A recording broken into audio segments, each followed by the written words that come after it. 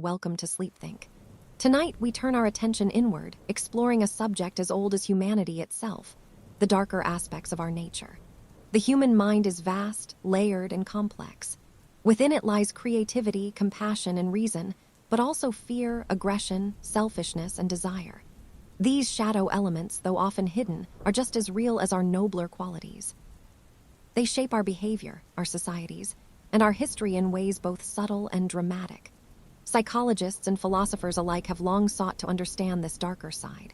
Why do people harm others?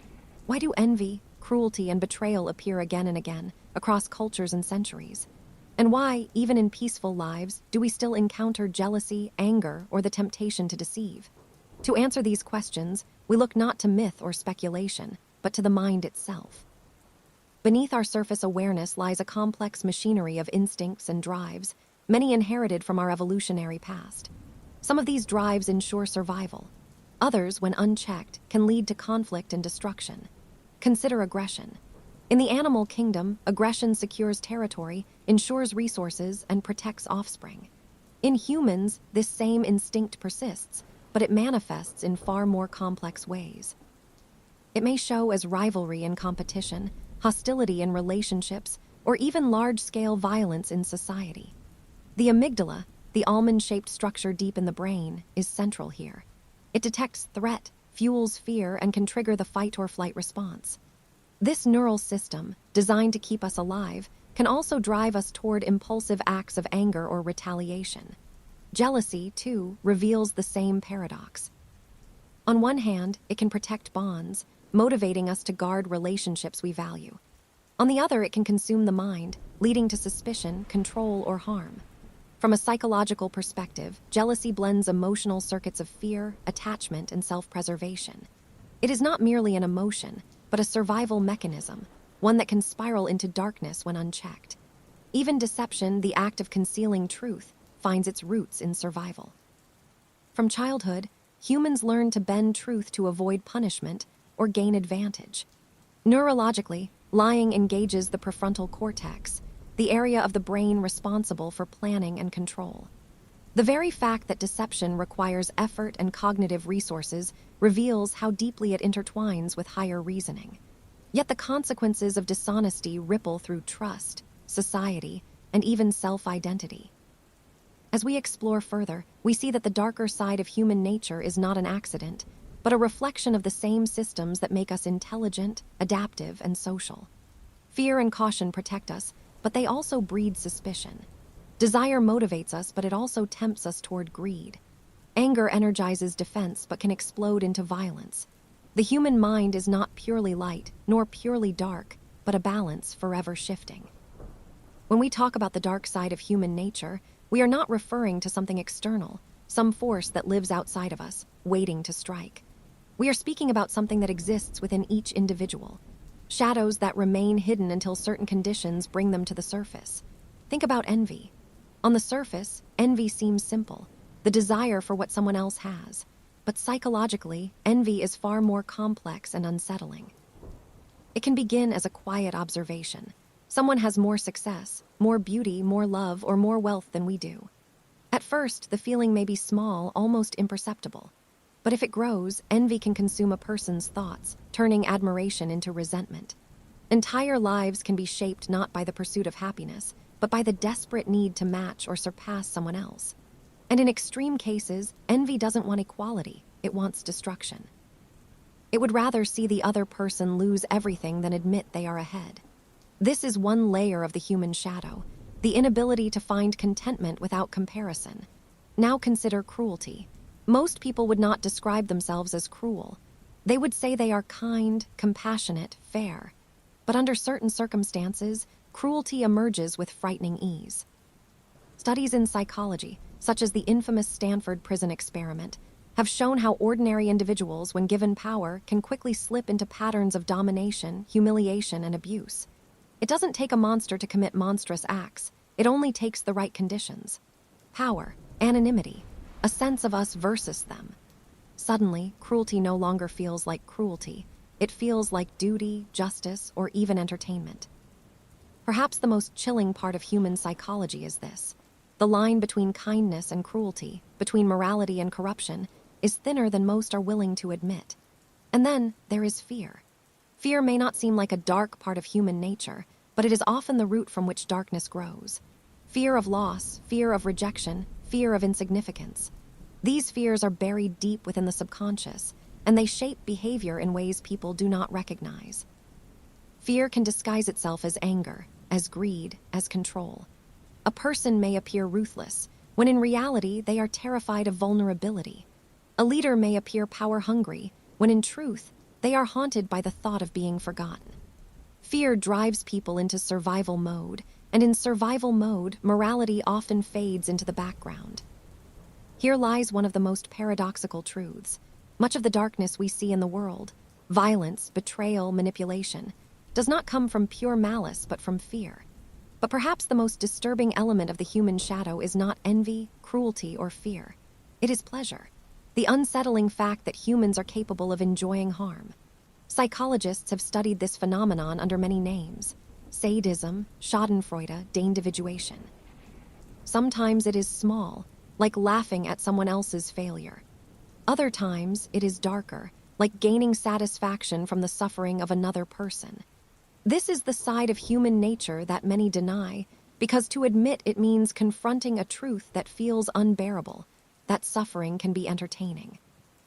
This is why history is filled with spectacles of violence, from the gladiator arenas of ancient Rome to public executions in the Middle Ages, to the modern obsession with violent films and true crime stories.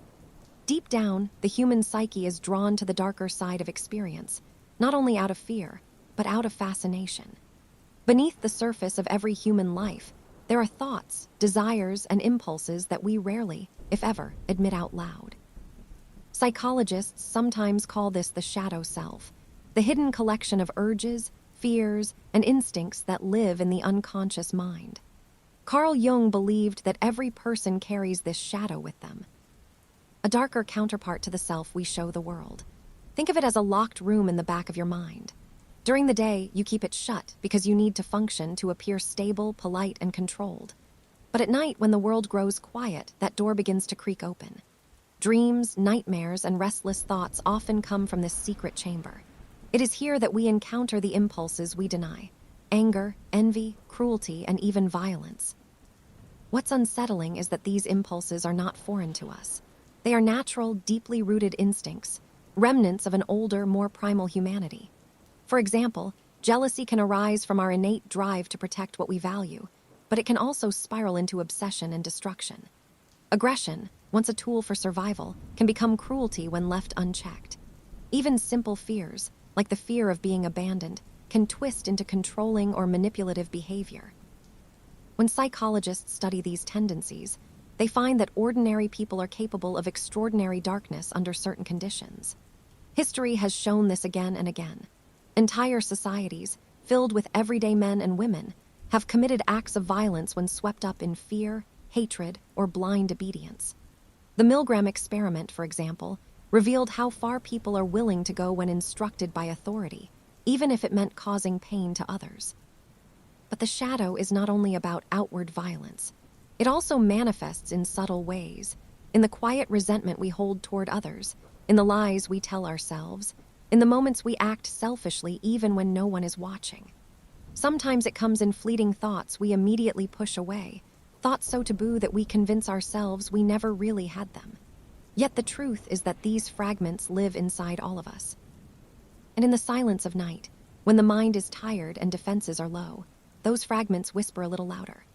The result can be unsettling dreams or intrusive thoughts, the kind that leave you wondering, why would I ever think something like that? Throughout history, humans have created elaborate systems of rules, ethics, and spiritual teachings designed to keep our darker impulses under control. Religions, laws, and philosophies all serve as external structures to remind us of what is right and wrong.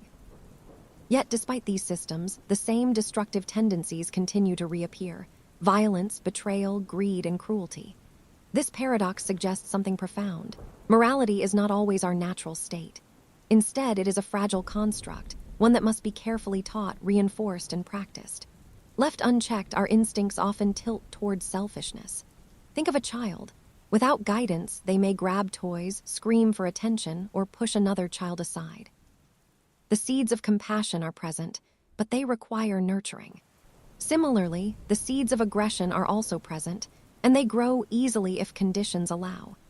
Psychologists such as Sigmund Freud have long suggested that civilization itself is a delicate balance between individual desire and collective order. In his work Civilization and Its Discontents, Freud argued that society suppresses our primal urges for dominance, sex, and survival, which then creates tension within the human psyche. We suppress these instincts in order to live peacefully, but deep down, they remain alive, waiting for opportunities to emerge. We see evidence of this tension in moments of crisis. During natural disasters or wars, when the normal structures of society collapse, people often reveal two sides of human nature: astonishing acts of generosity and sacrifice, and shocking acts of selfishness and violence. Some share their last piece of bread with a stranger. Others steal, hoard, or harm in order to survive. The same human species produces both the rescuer and the predator, sometimes within the same community, and sometimes within the same individual. Another dimension of our darker side is the capacity for cruelty, which often arises not from necessity, but from power. History is filled with examples of humans inflicting suffering on others simply because they could. Psychological experiments, like the infamous Stanford prison experiment, demonstrate how ordinary people can become abusive when given unchecked authority. What begins as roleplay quickly transforms into real humiliation and aggression, suggesting that cruelty is not a rare trait. It is a dormant potential within many of us. And yet, perhaps most unsettling is this: those who commit cruelty often justify it. The human mind is skilled at creating narratives that transform selfish or harmful actions into something acceptable, even noble. A dictator may claim to be protecting his nation, even while oppressing it. An individual may excuse betrayal as necessary or inevitable. This ability to rationalize darkness makes it even more dangerous, for it hides in plain sight behind masks of logic, duty, or even love. In this way, the dark side of human nature is not only about impulses we try to suppress, it is also about the stories we tell ourselves to make those impulses seem acceptable. Let us now step deeper into the shadows of human behavior, those subtle, hidden aspects that rarely come into the light but are always quietly present, shaping our thoughts, actions, and even our relationships. One of the most unsettling features of human nature is deception. From a young age, people learn how to bend the truth. At first, it may be harmless, children hiding a broken toy or denying they stole a cookie. But as we grow, deception takes on more complex and sometimes darker forms. White lies become half-truths. Half-truths become manipulation. And manipulation can grow into carefully constructed illusions where entire lives are built upon falsehoods. Why do we lie? Sometimes it is fear. Sometimes it is shame. And sometimes it is ambition, the desire to gain advantage over others, to craft an image that hides the truth. The dark side of human nature often thrives not in violence, but in subtle, quiet deception. After all, a single whispered lie can destroy trust more thoroughly than 100 shouted insults. Closely tied to deception is the instinct of self-preservation at any cost. When people feel threatened, whether physically, emotionally, or socially, they can reveal sides of themselves they never thought possible. In extreme circumstances, ordinary individuals can betray friends, abandon loved ones, or turn against their deepest values. Survival has a way of stripping away morality, leaving only raw instinct. But survival is not always about food, water, or safety. Sometimes it is about the survival of the ego. People may betray others, not because their lives are at risk, but because their pride, reputation, or authority is threatened. In this sense, the ego itself becomes a fragile creature, one that people will protect as fiercely as their very breath. Another unsettling truth is the way cruelty can emerge in ordinary people under certain conditions. History provides countless examples, moments where otherwise average, kind individuals were swept into systems of violence, hatred, or oppression. Often, it was not because they were inherently evil, but because they were influenced by authority, fear, or the comfort of conformity. When cruelty becomes normalized, the line between good and evil blurs, and the capacity for darkness within human beings becomes undeniable. And yet, cruelty is not always loud or public. Sometimes it is quiet, subtle, and insidious. It shows itself in indifference, turning away from someone in pain because it is easier not to care. It emerges in small acts of selfishness that, over time, create suffering. This quiet cruelty is often more dangerous because it goes unnoticed, even by the person committing it. Even power itself reveals much about the darker corners of human psychology. For some, the moment they hold authority, their compassion begins to fade. They may feel justified in bending rules, controlling others, or silencing voices of dissent. Power has a way of amplifying what already exists within a person. In the kind, it can strengthen protection and fairness, but in the selfish, it magnifies arrogance, greed, and domination. Perhaps most unsettling of all is that these shadows are not confined to strangers, criminals, or distant figures in history. They live within all of us.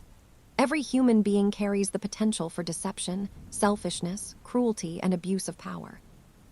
It does not mean we are doomed to act on them, but it does mean we must remain aware of them. The dark side of human nature is not something external. It is something internal, quiet, waiting, and often invisible until the right circumstances awaken it. Consider envy, a silent and often unrecognized force. Unlike anger or fear, envy does not roar. It creeps. It whispers in the mind, pointing to what others have, what they achieve, what they enjoy. It can manifest as a simple resentment, a fleeting thought of "I wish that were me," or it can deepen into obsession, a desire to take away what another possesses. Envy can erode relationships, corrupt judgment, and in its most extreme form, push individuals to harm others, not for survival, not even for gain, but simply to see themselves in a more favorable position. It is one of the most quietly destructive aspects of human nature.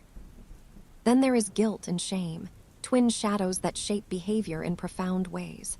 While often considered moral compasses, they can also become prisons. Guilt reminds us of transgressions, and shame forces us to hide or mask imperfections. When unchecked, these feelings may twist into bitterness, resentment, or even vindictive behavior. People burdened by unresolved shame may project their pain outward, subtly or overtly inflicting discomfort on those around them. The mind, in attempting to cope, sometimes takes the very emotions designed to correct us and turns them into instruments of harm. Closely linked is the instinct to rationalize. Humans are remarkable storytellers, not just in art or literature, but in the stories we tell ourselves. When we commit acts that conflict with our morals, we often invent justifications. We may convince ourselves that the harm we caused was deserved, necessary, or even beneficial. This ability to rationalize allows darkness to flourish quietly. It shields us from the guilt that might otherwise stop us, creating a subtle but dangerous freedom for actions that, in the light of truth, we might otherwise avoid. And then there is fear, not just the immediate, survival-oriented fear, but the more complex existential fear that can dominate thought and action. Fear of rejection, fear of loss, fear of the unknown. Fear shapes behavior in ways that are often invisible. It motivates compliance, secrecy, avoidance, and at times aggression. Fear can twist empathy into suspicion, trust into control, and caution into cruelty. In essence, fear is the soil in which much of human darkness grows. We also encounter obsession and compulsion, aspects of the mind that illuminate how desire can shift into a darker, almost uncontrollable force. Obsession is not merely focus, it is fixation. It is the mind circling endlessly around an idea, a person, or a goal, often losing sight of ethics, reason, or consequence. Compulsion transforms thought into action, producing patterns that may harm both self and others. These forces reveal how even ordinary desires, left unchecked, can evolve into something darker, a reflection of the powerful, sometimes uncontrollable impulses within us. Even morality itself can be double-edged. People often believe that moral behavior is inherently protective against darkness, but morality can be wielded as a tool for control or oppression. Those who see the world in black and white may justify cruelty in the name of justice or righteousness, convinced that the ends absolve the means. The human mind is capable of constructing elaborate ethical frameworks that, while appearing virtuous, serve hidden desires for dominance, superiority, or self-preservation. And underlying all of this is the complex interplay of conscious and unconscious drives. Much of what we do, and much of the darkness we perceive in ourselves, operates beneath awareness. The subconscious mind is vast and mysterious, storing impulses, fears, and memories that quietly influence decision-making. Sometimes these hidden drives emerge in dreams, in slips of the tongue, in reactions that feel inexplicable. They remind us that human nature is not a simple, linear story. It is a multi-layered narrative, full of contradictions, shadows, and unpredictable turns. As we linger in the shadows of the mind, we confront aggression and the latent capacity for harm that exists in every individual. Aggression is not always violent or overt.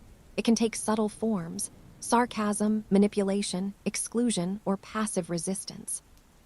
Psychological research shows that humans have an innate capacity for aggression, triggered not only by threat, but also by frustration, envy, or perceived injustice.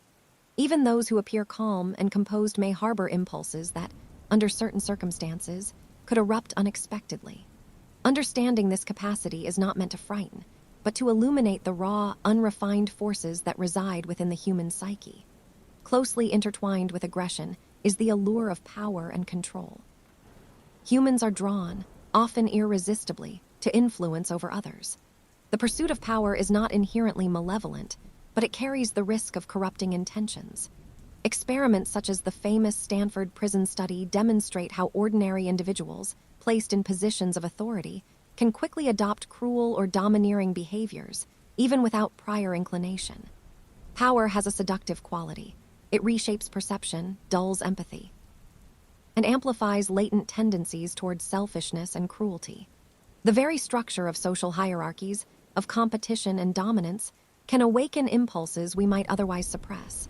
Next, we move into the psychology of conformity and obedience, forces that subtly dictate behavior.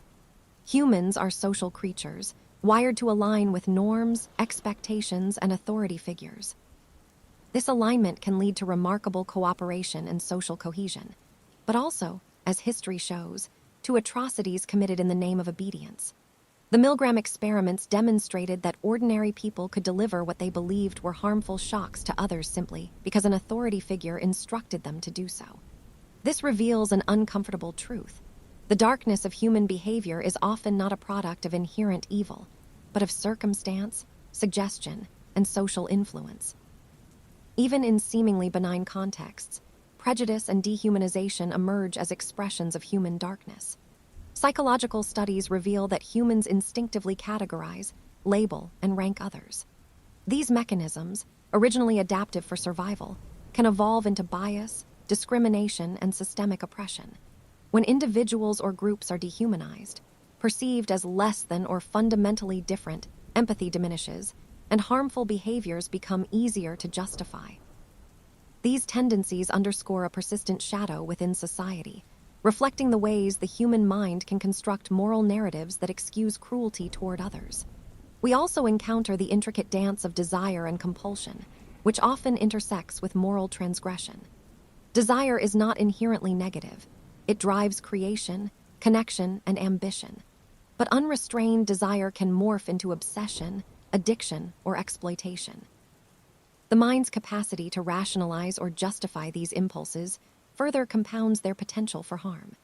It is not uncommon for individuals to pursue goals or pleasures without fully acknowledging the consequences for themselves or others, highlighting the subtle and pervasive nature of our darker instincts.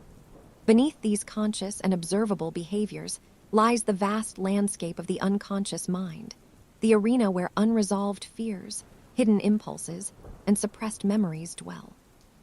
The unconscious is both a reservoir of wisdom and a crucible of danger. It processes experiences beyond our awareness, storing unresolved conflicts that quietly shape thoughts, emotions, and actions.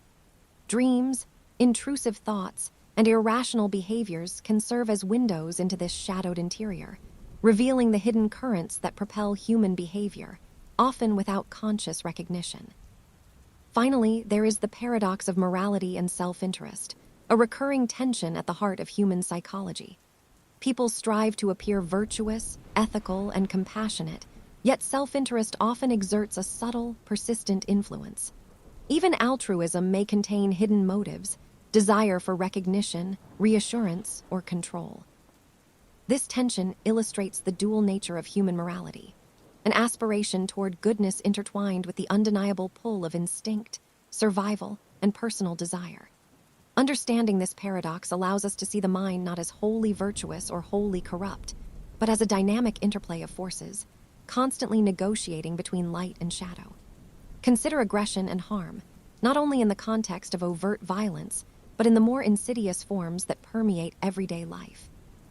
Social psychologists have documented countless scenarios where ordinary people, under subtle provocation, exhibit hostility toward others.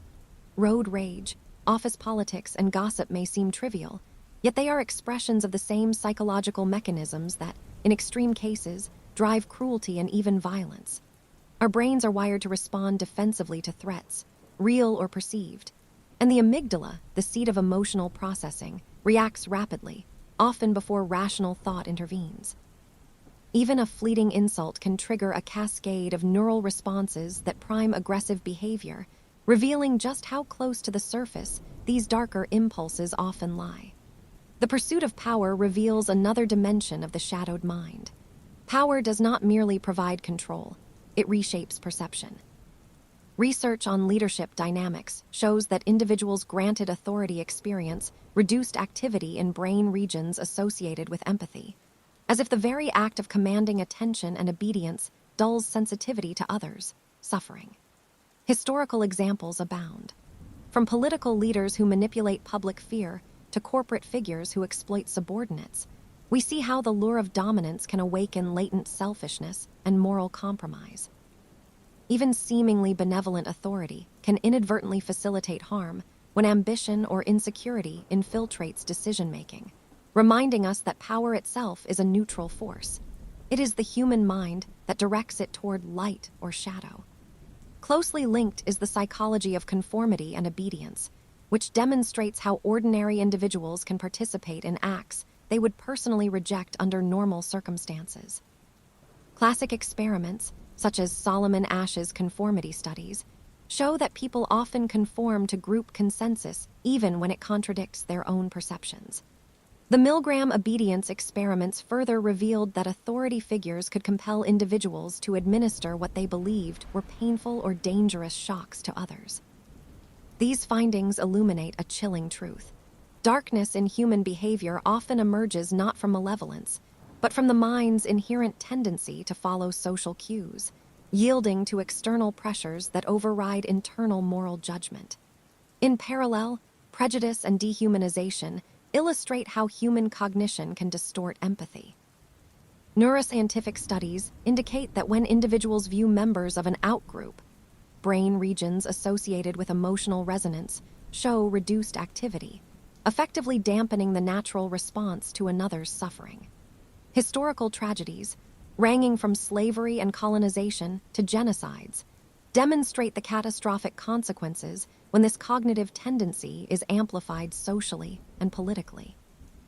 Dehumanization is not an aberration, but a recurring feature of human societies, a mechanism that allows the mind to rationalize harm while preserving self-image and moral identity. The interplay of desire and compulsion adds yet another layer. Compulsive behaviors, whether addiction, obsessive ambition, or uncontrolled consumption, reveal the ways unconscious impulses can override conscious intent. Psychological studies show that the reward centers of the brain, particularly the nucleus accumbens and the ventral tegmental area, can become hijacked by repeated stimulation, creating cycles of craving and temporary satisfaction. This biological feedback loop explains why humans may knowingly pursue actions that are harmful to themselves or others. Driven by a need that feels urgent, compelling, and inescapable. Beneath all of this lies the unconscious mind, where hidden fears, memories, and impulses reside. Freud described this as a repository of desires and conflicts that, though repressed, exert powerful influence. Modern neuroscience supports this. The unconscious processes vast amounts of information, guiding decisions before conscious awareness catches up. Dreams, intrusive thoughts, and inexplicable emotional reactions can all serve as glimpses into this hidden domain, reminding us that much of what drives human darkness operates silently, beyond the reach of rational control. Finally, the paradox of morality and self-interest underscores the dual nature of human behavior. Even altruistic acts often contain subtle self-serving elements, whether it is the pursuit of status, social approval, or a sense of personal righteousness. Philosophers and psychologists alike recognize this duality. The human mind is capable of profound compassion, yet perpetually influenced by instinct, survival mechanisms, and the pursuit of personal advantage. Understanding this paradox allows a deeper comprehension of human behavior, not as simply good or evil, but as a complex equilibrium between conflicting impulses. Imagine a scenario in a corporate office. A seemingly trivial comment from a supervisor triggers irritation in an employee. Normally, this might pass unnoticed, yet over time, small grievances accumulate, amplifying resentment. This is the slow burn of covert aggression, the subtle ways human darkness manifests in everyday life. Passive-aggressive behavior, whispered criticisms, or undermining colleagues may seem minor, but each act reflects the underlying capacity for harm, shaped by ego, envy, and the desire for social positioning. It's a reminder that human darkness is not always dramatic. Often, it is quiet, creeping, and persistent, influencing relationships and decisions without overt awareness. Now, consider historical examples of obedience and moral compromise.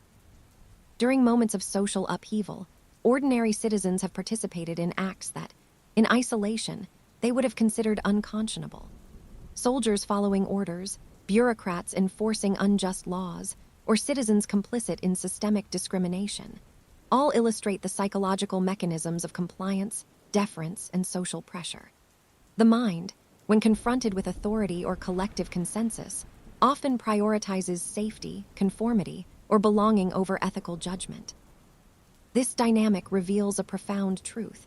Darkness does not always announce itself with malice. It often emerges from a mind attempting to navigate complex social structures, sometimes at the expense of morality.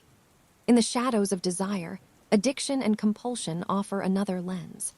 Picture an individual unable to resist the lure of a habit that provides immediate pleasure but long-term harm. Brain's reward system, honed by evolution to reinforce survival behaviors, can become hijacked, creating cycles that feel irresistible. Each repeated action reinforces neural pathways, making the mind increasingly prone to seek what is familiar, even when detrimental. The psychological tension between conscious knowledge and unconscious drive illuminates the duality within the human psyche, the part of us that strives for control, and the part that succumbs to impulses that we barely understand. Consider also the fragility of empathy under social or political influence. Communities can be swayed to view others as threats, outsiders, or lesser beings. Through propaganda, fear, or persistent stereotyping, the natural human inclination toward compassion can be suppressed. Neuroscientific studies reveal that the brain's mirror neuron system, crucial for empathy, is less activated when viewing those perceived as outsiders. This neurological suppression enables acts that might otherwise be inconceivable: discrimination, exclusion, and violence. Here, the darkness is structural, embedded not only in individual minds, but in collective dynamics that exploit and amplify latent tendencies toward harm. Even in intimate relationships, the human mind harbors shadows. Jealousy, insecurity, and resentment can manifest subtly. A partner withholding affection, misrepresenting truths, or manipulating emotions. These behaviors often arise from the interplay of fear and desire, the fear of loss, the desire for control, and are not necessarily conscious. They illustrate how darkness can reside within the most personal and seemingly safe spaces, shaping interactions and influencing emotional climates in ways that often go unnoticed. At a deeper level, the unconscious mind orchestrates much of this behavior. Dreams, intrusive thoughts, and fleeting impulses provide glimpses into inner conflicts. One might awaken with unexplained anxiety or recall a dream filled with shadowy figures, feelings of pursuit, or unresolved tension. These mental phenomena are not random. They represent attempts by the unconscious to process unresolved desires, fears, and conflicts. Here, darkness is not external. It is internal, intimate, and deeply personal, quietly guiding thoughts, choices, and reactions. Finally, the paradox emerges. Human morality is intertwined with self-interest. Acts of kindness can simultaneously serve ego, ambition, or social approval. The mind navigates an intricate landscape where ethical ideals compete with instinctual drives, survival mechanisms, and personal desires. Recognizing this duality does not condemn humanity. Rather, it illuminates the complex equilibrium between light and shadow within every individual. Understanding this balance allows us to observe ourselves with curiosity and honesty, acknowledging the darkness without being consumed by it. History is full of moments where ordinary individuals, faced with unusual pressures, revealed capacities for actions that shock the conscience. During times of war, for instance, soldiers are placed in situations where moral judgment is challenged by survival, loyalty, and fear. Some follow orders unquestioningly, committing acts that would be unthinkable under normal circumstances. Psychological experiments, such as those conducted by Stanley Milgram in the 1960s, revealed a startling truth. When authority commands, many people administer harm to others, even when it conflicts with their own ethical beliefs. The experiment's participants, everyday individuals, were willing to deliver what they believed were painful electric shocks to strangers, highlighting how situational pressures can awaken latent darkness. In another context, consider social conformity and mob behavior. Ordinary citizens can participate in acts of cruelty or injustice when enveloped in a collective mindset. This is not always rooted in malice. Often, it is the suppression of individual moral reasoning in favor of group dynamics. In cases of riots, political purges, or systemic oppression, people who would never act aggressively alone find themselves swept into actions that are extreme, harmful, and morally troubling. This illustrates the human mind's susceptibility to external influence, where anonymity and shared identity can dilute personal responsibility and awaken darker tendencies. Even outside of grand historical or social events, everyday life offers microcosms of human darkness. Consider office politics, where ambition and envy can distort relationships. A seemingly trivial promotion can ignite subtle acts of sabotage, whispered rumors, withheld information, or strategic manipulation. These behaviors, though small, reflect the same psychological mechanisms observed in larger-scale events: fear, self-interest, and the drive to maintain or enhance one's position. The contrast between outward civility and hidden intent demonstrates the duality present in human interaction, a constant interplay between social masks and underlying impulses. Deception and self-delusion also reveal the darker corners of the psyche. People lie not only to others, but to themselves, crafting narratives that justify harmful choices or preserve ego. Cognitive biases, such as rationalization or confirmation bias, allow individuals to reinterpret actions and outcomes in ways that protect self-esteem while masking the harm done. This unconscious rewriting of reality shows that darkness is not always overt. It can exist subtly, as a distortion of perception, influencing behavior without conscious awareness. Relationships, too, are arenas where human shadow manifests profoundly. Emotional manipulation, jealousy, and covert control emerge from a mixture of insecurity, desire, and the need for dominance. Even in seemingly loving partnerships, the mind can harbor impulses that, if unrecognized, create cycles of tension, resentment, and subtle harm. These dynamics illustrate that darkness is not external. It resides within, influencing emotions, decisions, and interpersonal dynamics. At the neurological level, the brain itself supports this duality. The amygdala, responsible for threat detection, can exaggerate fear and aggression. The prefrontal cortex, which mediates judgment and empathy, sometimes struggles to inhibit impulses when stress, sleep deprivation, or social pressure intervene. This biological tension explains why even well-intentioned people can act in ways they later regret, and why darkness can emerge in moments of vulnerability, stress, or heightened emotion. Finally, the dark side of ambition and desire must be acknowledged. The drive to succeed, to accumulate, or to exert influence often conflicts with ethical boundaries. People justify acts of exploitation, manipulation, or deceit in pursuit of goals.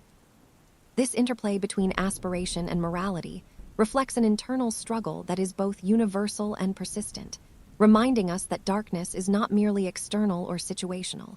It is a constant presence within the human psyche, requiring awareness, reflection, and sometimes conscious restraint. Even in our seemingly orderly, technologically advanced world, the shadows of human nature are ever present. Consider the realm of cyber behavior. Online anonymity allows people to act in ways they would never in person, ranging from mild cruelty, harsh comments, ridicule, exclusion, to more serious forms of harm, such as harassment or fraud. The digital world removes many of the immediate social checks that normally curb behavior. When consequences are distant or abstract, the darker impulses of greed, envy, or aggression can surface with surprising ease. Social media, in particular, can amplify these tendencies, turning minor disputes into viral conflicts and encouraging mob-like behavior reminiscent of historical group dynamics, but with the speed and reach of a global network. In corporate and organizational settings, the darker side of human nature often emerges in high-stakes environments. Power, competition, and status can catalyze manipulative behaviors, such as undermining colleagues, exploiting loopholes, or bending rules for personal gain. Psychologists have studied patterns of workplace bullying, showing that stress, hierarchical imbalance, and fear of failure can trigger actions that harm others. Interestingly, the perpetrators of such acts often rationalize their behavior. They tell themselves that everyone is doing it, or that their actions are necessary to survive in a competitive environment. This rationalization echoes the same cognitive mechanisms seen in extreme historical scenarios, demonstrating that darkness is not only a historical or criminal phenomenon.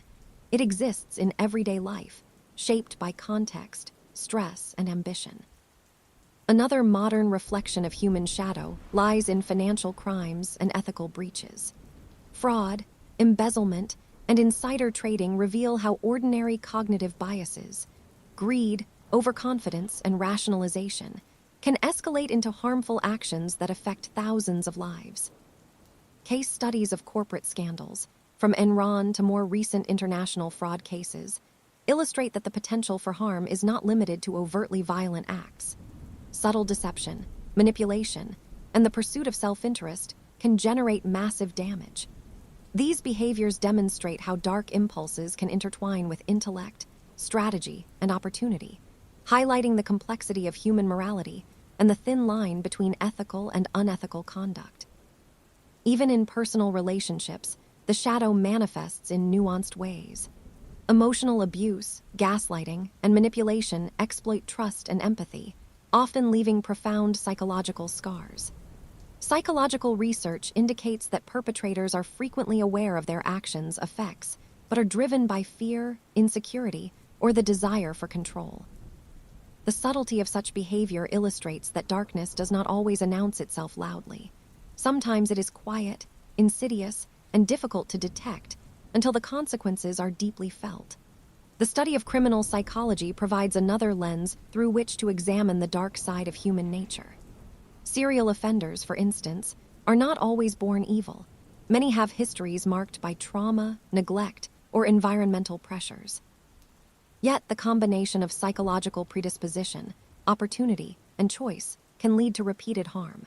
Modern profiling and forensic analysis reveal how specific triggers, stress, social rejection, or perceived injustice interact with personality traits, amplifying tendencies toward violence or manipulation. This illustrates the interplay of nature, nurture, and circumstance in shaping behavior that deviates from moral norms. Even subtle, everyday decisions reveal the shadow. Acts of dishonesty, moments of impatience, or choices motivated by envy may seem inconsequential, yet they mirror the same impulses present in more extreme cases. The human mind is wired with the capacity for both empathy and aggression, altruism and self-interest. Understanding this duality does not excuse harmful behavior, but it does provide insight into the universality of the shadow. Recognizing these tendencies allows for conscious reflection and potentially moral growth, even as it acknowledges the darkness inherent in all of us. Building on that, it becomes clear that stress, fear, and scarcity act as catalysts, often magnifying the darker aspects of human nature that lie dormant under ordinary circumstances. When resources are limited, be it food, money, status, or opportunity, the mind shifts into a survival-oriented mode. Evolutionarily, this response was adaptive, ensuring survival in hostile environments. Yet in modern society, where survival is rarely a matter of life and death, these impulses manifest in more complex, morally ambiguous ways. Fear, in particular, can distort perception and judgment. Psychological studies show that individuals under fear are more likely to make decisions that prioritize self-preservation over ethical considerations. This can range from lying to avoid personal loss, to scapegoating others to protect one's reputation or position. In extreme cases, fear-driven behavior fuels collective phenomena such as panic buying, moral panic, or even mass hysteria. History offers countless examples, from witch hunts to mob violence, demonstrating how fear can turn ordinary people into participants in acts of cruelty they would never commit under calm conditions. Stress operates similarly, often reducing cognitive flexibility and amplifying impulsivity. Chronic stress is particularly insidious, weakening the prefrontal cortex's regulatory influence over the amygdala, the brain's center for threat detection and emotional reactivity. The result is a heightened sensitivity to perceived threats and a reduced capacity for reflection or empathy. In practical terms, stressed individuals may lash out at colleagues, cheat to meet deadlines, or manipulate situations for personal advantage. Workplace studies have shown that toxic environments not only increase stress, but also correlate strongly with unethical behavior, suggesting a direct link between environmental pressure and the emergence of the human shadow. Scarcity, whether real or perceived, introduces another layer of complexity. Scarcity triggers a psychological state in which individuals focus obsessively on what they lack, often narrowing moral reasoning. Behavioral economists have documented how scarcity can lead to short-term thinking, risk-taking, and self-centered behavior, even among normally ethical individuals. For example, people in financial precarity may justify minor theft, fraud, or deception, rationalizing that the act is necessary to survive. These behaviors reveal the malleability of moral boundaries when circumstances feel threatening, highlighting how situational pressures can awaken latent tendencies that remain suppressed in more secure conditions. Interestingly, the combination of fear, stress, and scarcity does not act in isolation. They often reinforce one another, creating a feedback loop that heightens vulnerability to morally troubling impulses. A person under financial strain, scarcity, may feel constant anxiety, fear, and pressure to perform stress, each factor amplifying the others. Under these combined pressures, actions that might have been unthinkable in calm circumstances, manipulation, dishonesty, aggression, can appear rational or unavoidable. The human brain, wired to respond to threat and protect the self, can thus justify behaviors that contradict long-standing moral or social values. From a societal perspective, these dynamics help explain patterns of collective behavior during crises. Wars, economic collapses, and natural disasters reveal how ordinary people can participate in acts of cruelty or exploitation. The dark side of human nature is not restricted to a small subset of individuals. Rather, it emerges under conditions that overwhelm the regulatory mechanisms of empathy, foresight, and social conscience. Social psychologists term this the banality of evil, emphasizing that ordinary people are capable of extraordinary harm when systemic pressures, authority, and situational stress align. In essence, the interplay of stress, fear, and scarcity illuminates the precarious balance within the human psyche. The coexistence of empathy and aggression, altruism and self-interest, morality and immorality. These forces shape choices in subtle and overt ways, highlighting that the dark side of human nature is not an anomaly, but an intrinsic element of the human condition.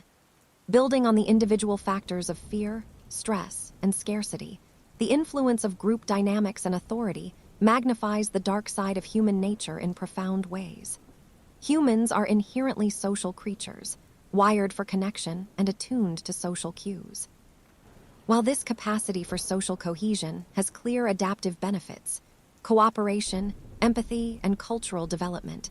It also creates fertile ground for conformity, obedience, and the suppression of personal moral judgment. Conformity is one of the most powerful mechanisms through which ordinary individuals can engage in morally questionable or harmful behavior. Classic psychological experiments, such as Solomon Asch's line judgment studies, demonstrate that individuals will often go along with the majority opinion, even when it contradicts their own perception of reality. In the context of human darkness, conformity can normalize cruelty, indifference, or unethical practices. A person may participate in bullying, perpetuate stereotypes, or remain silent in the face of injustice simply because everyone else is doing it. The social pressure to belong, avoid conflict, or gain approval can override personal ethical standards, allowing behavior that would seem unthinkable in isolation. Authority further compounds this effect. Stanley Milgram's obedience experiments famously revealed that ordinary people could administer what they believed to be painful shocks to others when instructed by an authority figure. The key insight is that the presence of authority shifts responsibility from the individual to the system or figure in power. People often justify harmful actions by believing they are merely following orders, a cognitive dissonance that reduces guilt and facilitates compliance. Authority structures, whether in the workplace, the military, or social institutions, can therefore unleash destructive tendencies by providing a veneer of legitimacy to actions that would otherwise conflict with moral intuition. Deindividuation, often occurring in group settings, also plays a critical role in amplifying the shadow side of human nature. When individuals perceive themselves as anonymous within a group, self-awareness and personal accountability diminish. This psychological phenomenon explains why individuals in mobs or large gatherings may engage in violent, destructive, or antisocial behavior that they would never commit alone. Historical examples, from riots to looting during crises, illustrate that anonymity combined with collective energy can liberate impulses that are normally restrained by social norms. Social identity and in-group-out-group dynamics add another layer. Humans naturally categorize themselves and others into groups, favoring those perceived as us, while often dehumanizing them. This mechanism can rationalize discrimination, prejudice, and aggression toward those outside one's group. Experiments like the Robbers Cave study demonstrate how competition and scarcity between groups intensify hostility, even when individuals from different groups had previously coexisted peacefully. The mind, in its quest for group cohesion and security, can justify acts of cruelty against outsiders while maintaining a sense of moral righteousness within the group. Propaganda and ideology exploit these vulnerabilities, shaping thought and behavior in ways that align with authority or collective norms. When fear is heightened, through perceived threats to safety, resources, or values, people are more susceptible to persuasive messaging that demonizes others, rationalizes harm, or glorifies aggression. History provides stark examples. Authoritarian regimes, totalitarian movements, and cults have all leveraged these mechanisms to mobilize ordinary individuals into committing extraordinary acts of cruelty. Taken together, these group-level factors reveal that the dark side of human nature is not solely an individual phenomenon, but is deeply embedded in social systems. The interplay between fear, authority, conformity, anonymity, and social identity creates conditions in which ordinary individuals can suspend personal ethics, amplify aggression, and participate in harm on a scale that seems incomprehensible when viewed purely at the individual level. Building on the influence of social dynamics. Another crucial element in the dark side of human nature is moral disengagement, the process by which individuals justify or rationalize behaviors that violate their ethical standards. Moral disengagement allows people to commit acts that would normally evoke guilt, shame, or internal conflict by reinterpreting or reframing the situation in ways that reduce personal responsibility. One of the most common mechanisms is moral justification. Here, harmful actions are reinterpreted as serving a higher purpose or noble cause. For example, soldiers may rationalize violence in war as defending their country or protecting innocents, while activists may frame sabotage or destruction as advancing a just cause. By aligning harmful behavior with a moral or socially valued goal, the mind reduces cognitive dissonance, making actions feel necessary or even virtuous. Euphemistic labeling is another way people soften the perception of their actions. Language has immense power in shaping thought. Words can sanitize reality and obscure the human consequences of one's behavior. Terms like collateral damage, enhanced interrogation, or liquidation abstract and depersonalize the impact of actions, creating psychological distance between the individual and the harm they are inflicting. This linguistic filter allows behaviors that would normally be morally repugnant to seem acceptable or inevitable. Displacement and diffusion of responsibility further reduce personal accountability. When actions are carried out under orders, within a chain of command, or as part of a collective, individuals often feel less personally culpable. They may believe the responsibility lies with someone else, an authority figure, a governing institution, or the group as a whole. This diffusion is particularly potent in bureaucratic systems or hierarchical organizations, where decisions and consequences are fragmented across multiple actors.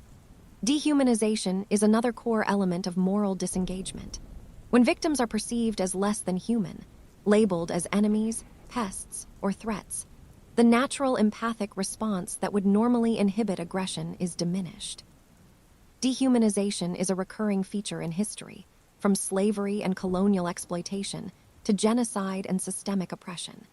By stripping others of individuality, emotion, and moral worth, the mind justifies cruelty as permissible or even necessary. Minimizing or disregarding consequences also contributes to sustained harmful behavior. People can distance themselves from the real impact of their actions through selective attention, denial, or rationalization. By convincing themselves that the harm is insignificant, accidental, or unavoidable, they preserve a sense of moral integrity even while engaging in acts that objectively cause suffering. These mechanisms are reinforced by cognitive biases, which shape perception and decision-making. Confirmation bias leads individuals to seek out information that aligns with their pre-existing beliefs and ignore evidence to the contrary, often justifying prejudiced or aggressive behavior. In-group bias strengthens loyalty to one's own group, while rationalizing or minimizing harm to outsiders. Overconfidence and illusion of control can create a belief that one's actions are necessary, justified, or morally superior, even in the absence of evidence. Through moral disengagement and cognitive distortion, the mind constructs a psychological framework that permits harm while maintaining a sense of self as ethical or rational. This interplay between internal rationalization and external social pressure is central to understanding how ordinary people can commit extraordinary acts of cruelty, indifference, or exploitation without succumbing to overwhelming guilt or fear.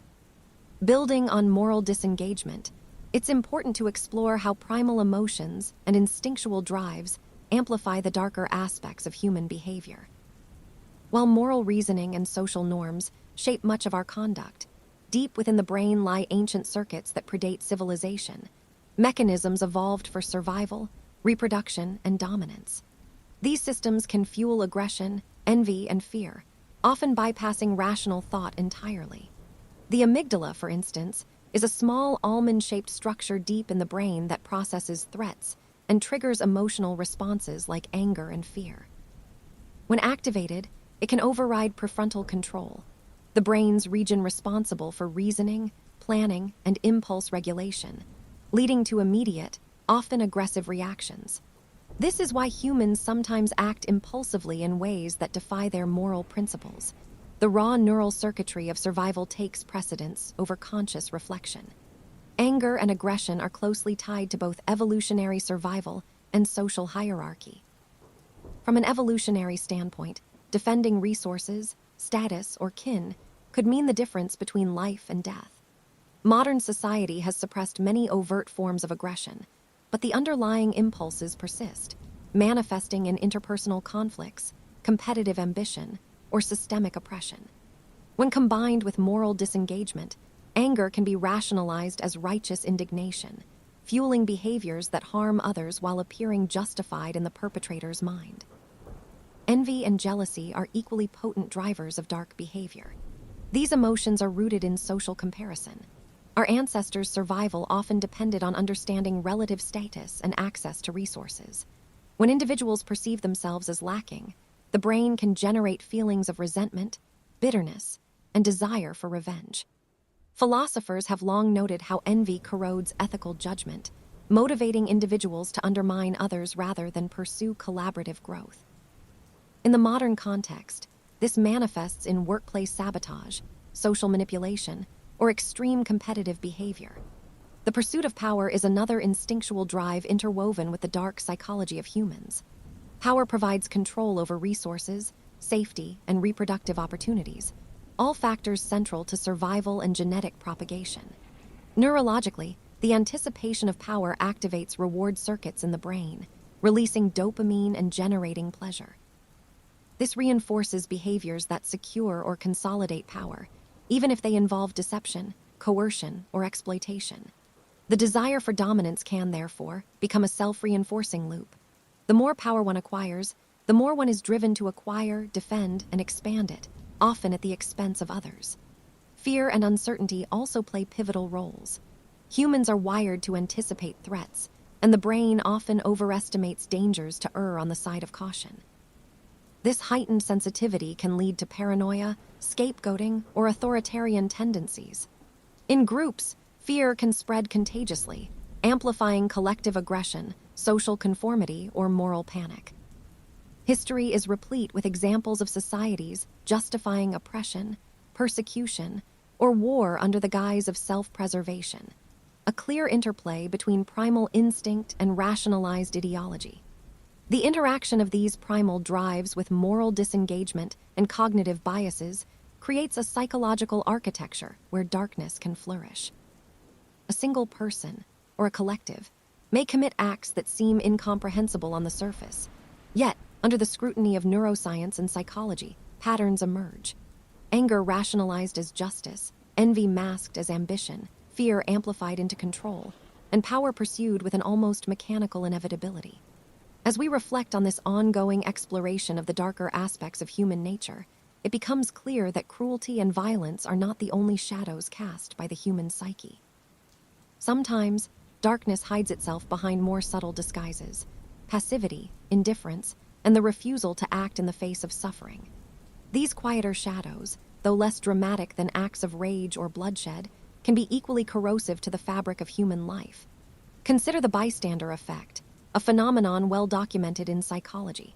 In situations of danger or distress, the presence of many witnesses often reduces the likelihood that any one person will intervene. One might imagine that a crowded street filled with people would increase the chances that someone would step forward to help. But in truth, responsibility seems to disperse, leaving each individual frozen in a silent pact of inaction. Stories of victims crying out for aid, ignored by countless onlookers, speak to this unsettling truth, that sometimes the darkest act is not cruelty, but apathy. This apathy is amplified when systems and institutions mirror it. When societies choose convenience over compassion, when governments look away from injustice, or when communities grow numb to suffering, darkness spreads quietly, almost invisibly. Unlike the violence of war or the corruption of greed, which strike with obvious force, the apathy of ordinary people corrodes slowly, like rust, until it is eaten away at empathy itself. Psychologists often connect this form of indifference to the concept of moral disengagement. When people convince themselves that their actions or inactions carry no true consequence, they detach from responsibility. They say, "It's not my problem," or "surely someone else will step in." In this way, responsibility becomes a phantom that drifts endlessly from person to person, never finding a home. And yet, in the stillness of the night, when we are left alone with our thoughts, most of us recognize the weight of those missed moments. Regret, after all, is another shadow of human nature, an echo of the times we could have done better but did not. The human heart remembers even when the mind wishes to forget. But perhaps what makes this indifference so dark is not only its impact on victims, but also on the perpetrators of passivity themselves. Each time we turn away from suffering, we harden ourselves a little more. We silence that inner voice of conscience until eventually it becomes faint and difficult to hear. In this silence, cruelty and injustice thrive, for they need not even fight against resistance, they move forward unopposed. The shadow of apathy, then, may be the most dangerous of all precisely because it does not roar like hatred or scream like violence. It whispers, softly and seductively, "Stay quiet. Do nothing. Keep walking." Another domain where the darker aspects of human nature surface is power and dominance. From small-scale interpersonal interactions to the rise and fall of empires, the pursuit of power has repeatedly shown itself to be a double-edged sword. On one hand, power can be used constructively to organize societies, establish justice, and inspire progress. But on the other, unchecked power often reveals the darker impulses lurking beneath the surface. Psychologists and historians alike note that when individuals or groups gain authority, they can fall prey to what is called the corrupting influence of power. This phenomenon, supported by research in social psychology, shows that those in positions of control are more likely to disregard empathy, justify their own actions as necessary, and dehumanize others. In this light, power does not always change people as much as it exposes the hidden layers of their character. Those who once appeared virtuous may, under the weight of authority, indulge their shadow selves more freely. This is especially evident in the realm of history's atrocities. Genocides, oppressive regimes, and systemic violence often arise not solely from the cruelty of a single leader, but from the collective participation of ordinary individuals. Here, we see how the shadow of human nature is not only personal but profoundly social. Large groups of people can be swept into acts of cruelty under the banners of ideology, nationalism, or fear. Entire populations have been mobilized to commit acts they might never have imagined possible in isolation. What makes this so unsettling is the realization that these acts are not confined to some distant, alien other. They are carried out by human beings, people who laughed, loved, and dreamed just as we do. The dark side of human nature is not foreign to us. It is embedded in the very structure of our psychology. The potential for cruelty, for dehumanization, for rationalizing harm, lies dormant in each of us, waiting for circumstances to awaken it. Yet, it is also crucial to recognize that the capacity for darkness often emerges hand in hand with the potential for resistance and resilience. Just as some succumb to cruelty under pressure, others rise to acts of extraordinary courage and empathy. History is not only the story of atrocities, it is also the story of those who risked everything to save others, those who resisted oppression, and those who sought justice against overwhelming odds.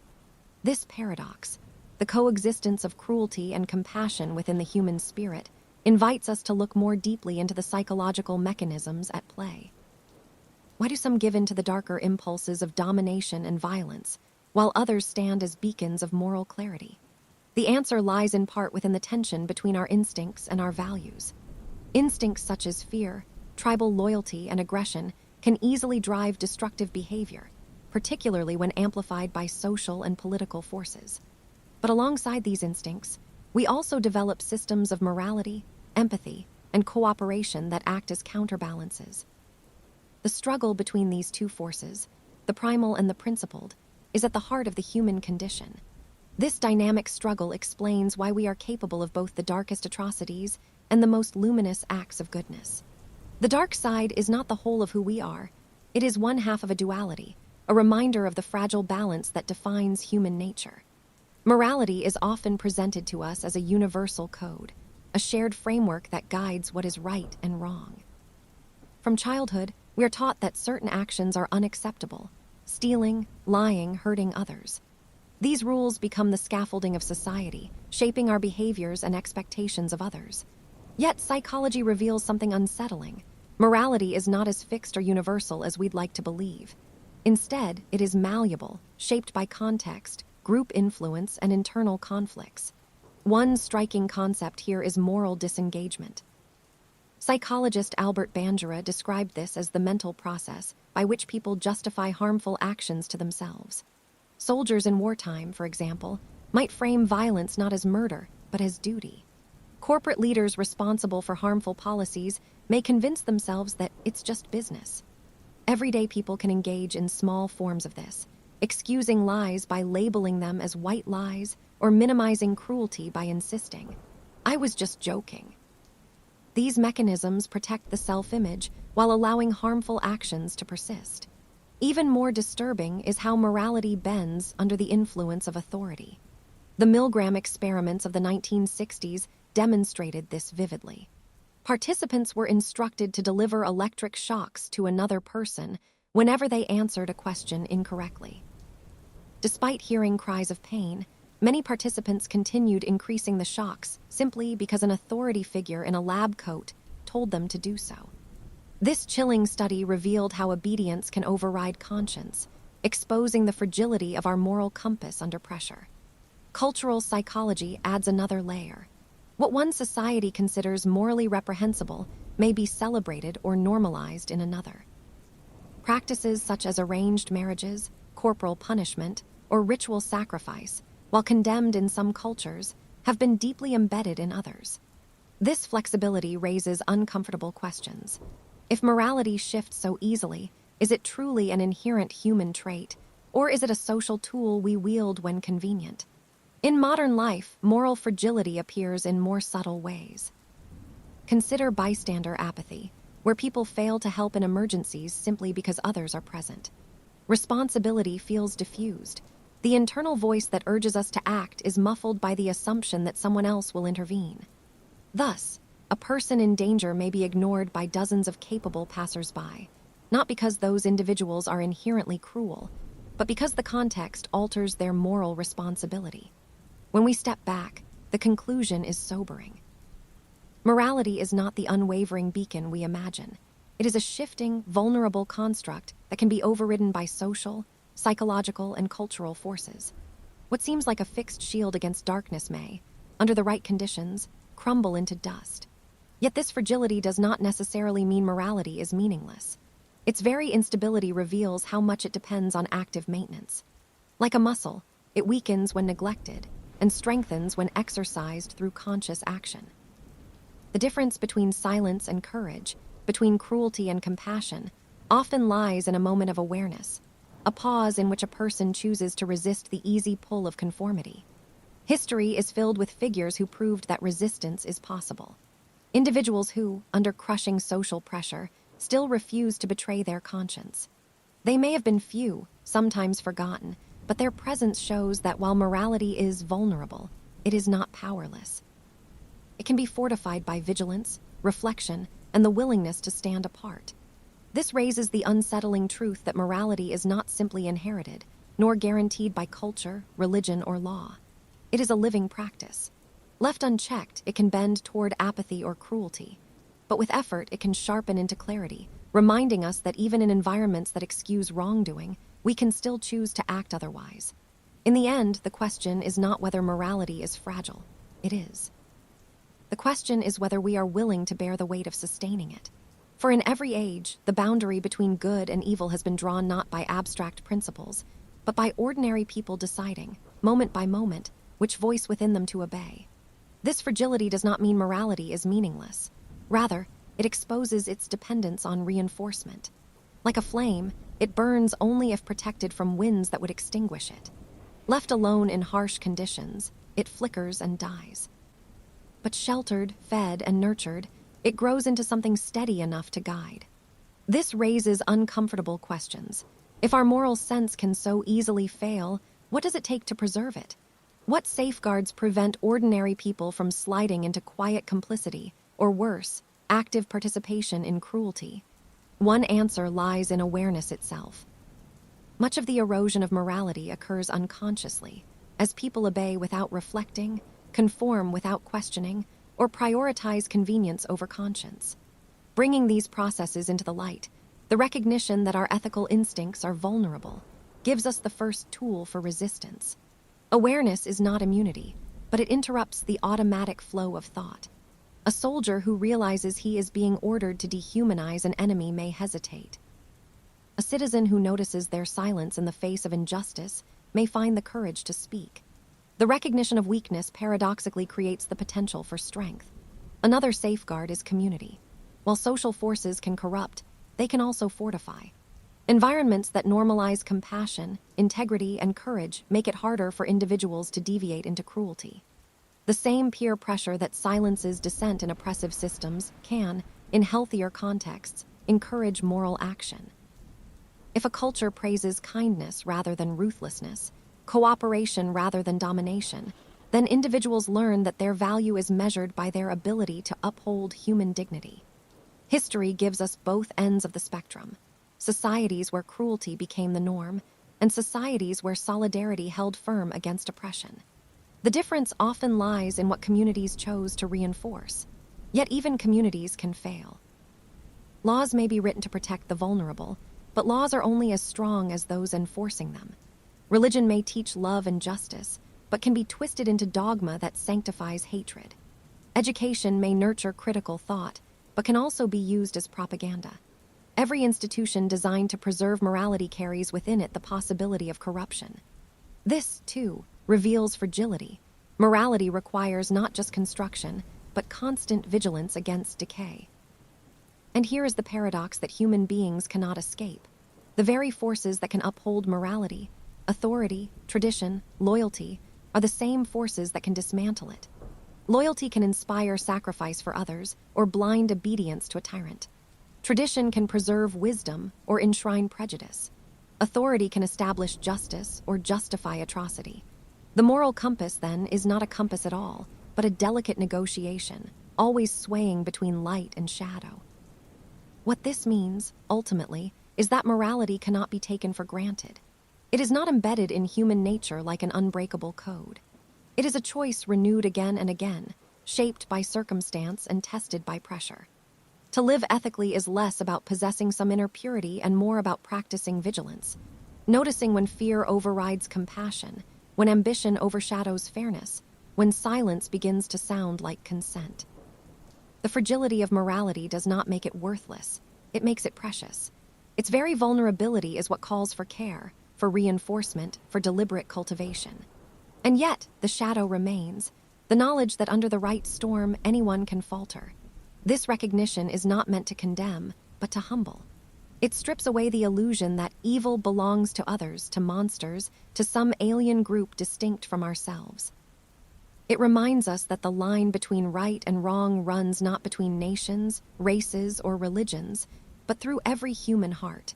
To acknowledge fragility is to accept responsibility.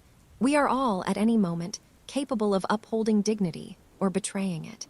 If morality is fragile, then the question naturally arises: what strengthens it? Throughout history, societies have experimented with countless mechanisms: laws, religions, philosophies, rituals, all designed to stabilize human behavior and protect against our darker impulses. Yet even these safeguards often prove insufficient. Laws are only as strong as those who enforce them. Religion, while capable of instilling profound moral conviction, has also been manipulated to justify cruelty, conquest, and persecution. Philosophy can provide elegant systems of ethics, but its abstract reasoning can be twisted to rationalize nearly any act. What becomes clear is that morality cannot be sustained by external structures alone. They are scaffolding, not the foundation. The true test lies within individuals, whether they can resist the immense pressures of conformity, fear, and desire. Consider the soldier who refuses to carry out an unjust order despite the certainty of punishment, or the citizen who risks their own safety to shelter the persecuted. These acts of courage demonstrate that morality, though fragile, can also be resilient when anchored in personal conviction. But such individuals are rare, and their resistance often comes at tremendous personal cost. The psychological tension here is immense. Most people prefer to see themselves as good, even when their actions betray that belief. Cognitive dissonance steps in, reshaping memory and perception so that even harmful behavior is reinterpreted as justified. A guard at a prison may tell himself he is just following orders. A politician may insist that a harmful policy serves a greater good. Ordinary citizens may excuse their silence in the face of injustice by claiming they were powerless to change it. In each case, the fragile boundary of morality is preserved, not by truth, but by self-deception. This self-deception is crucial.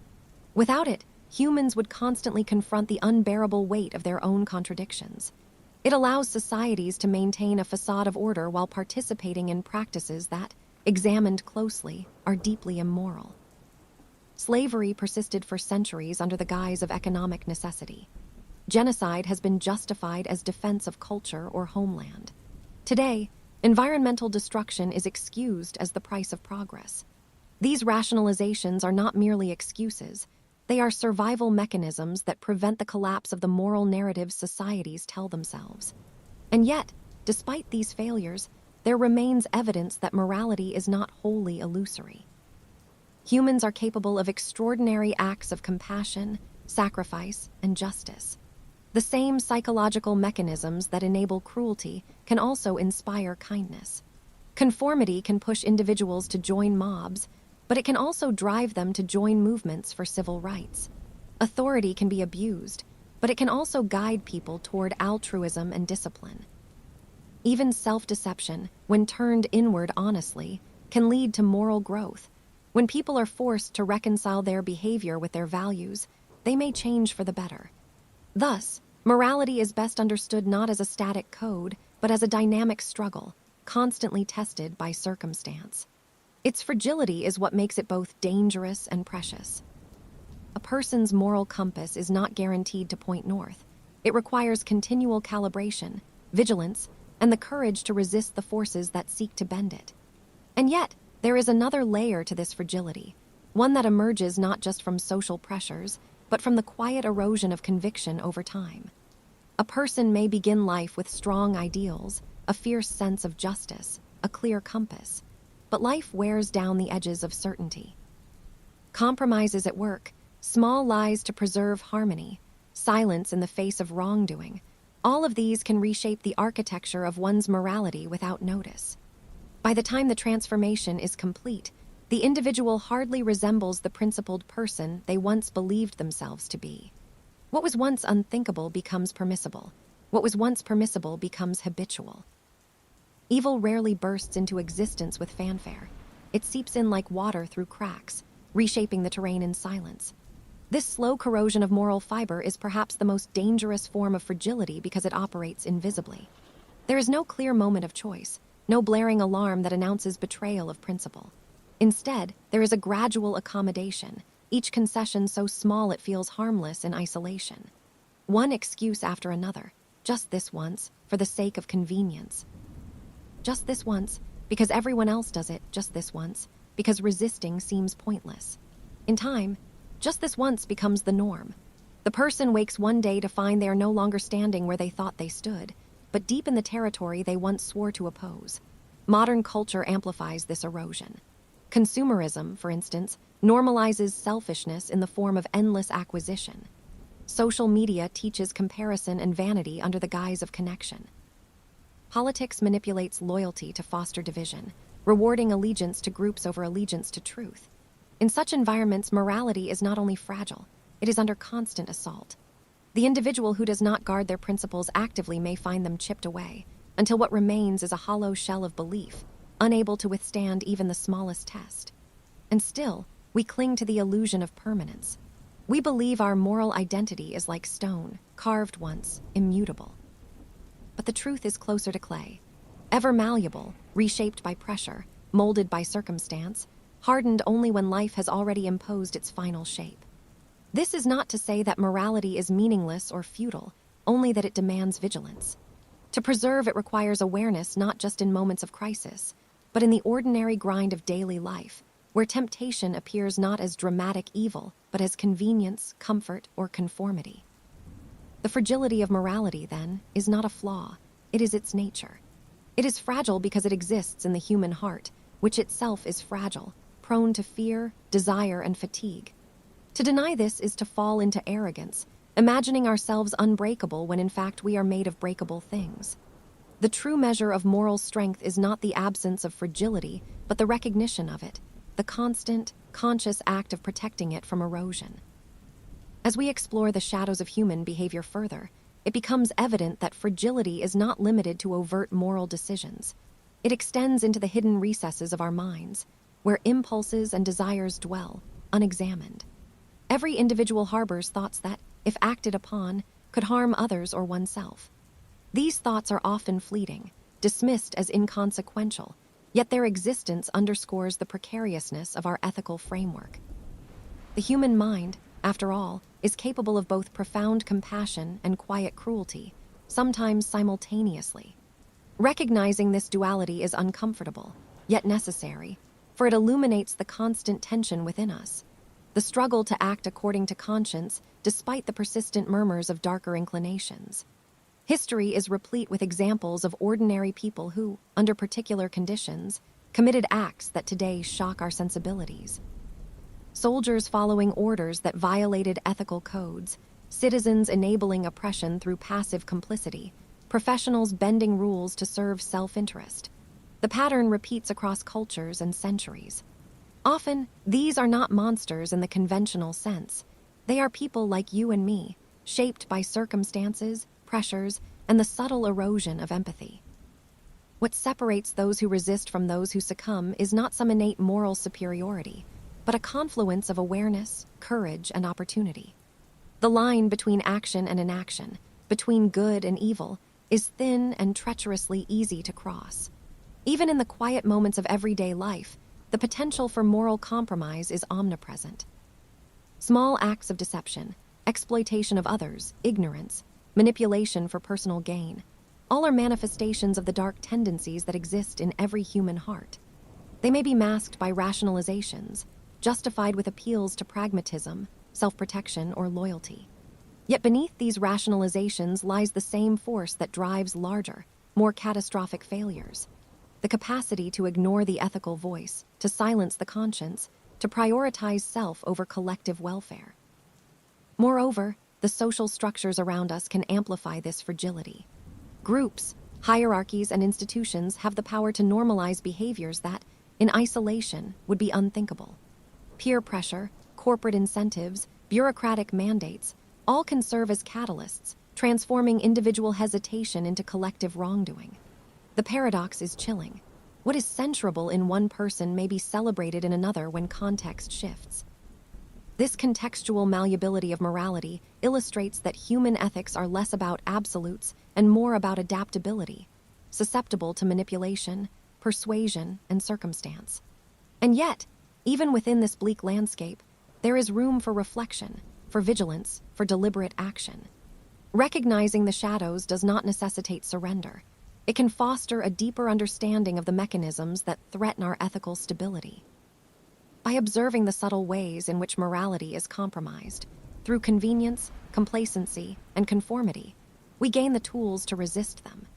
The challenge lies in remaining conscious, in confronting the darkness within without being consumed by it, and in maintaining a steady, deliberate commitment to what we choose to value as good.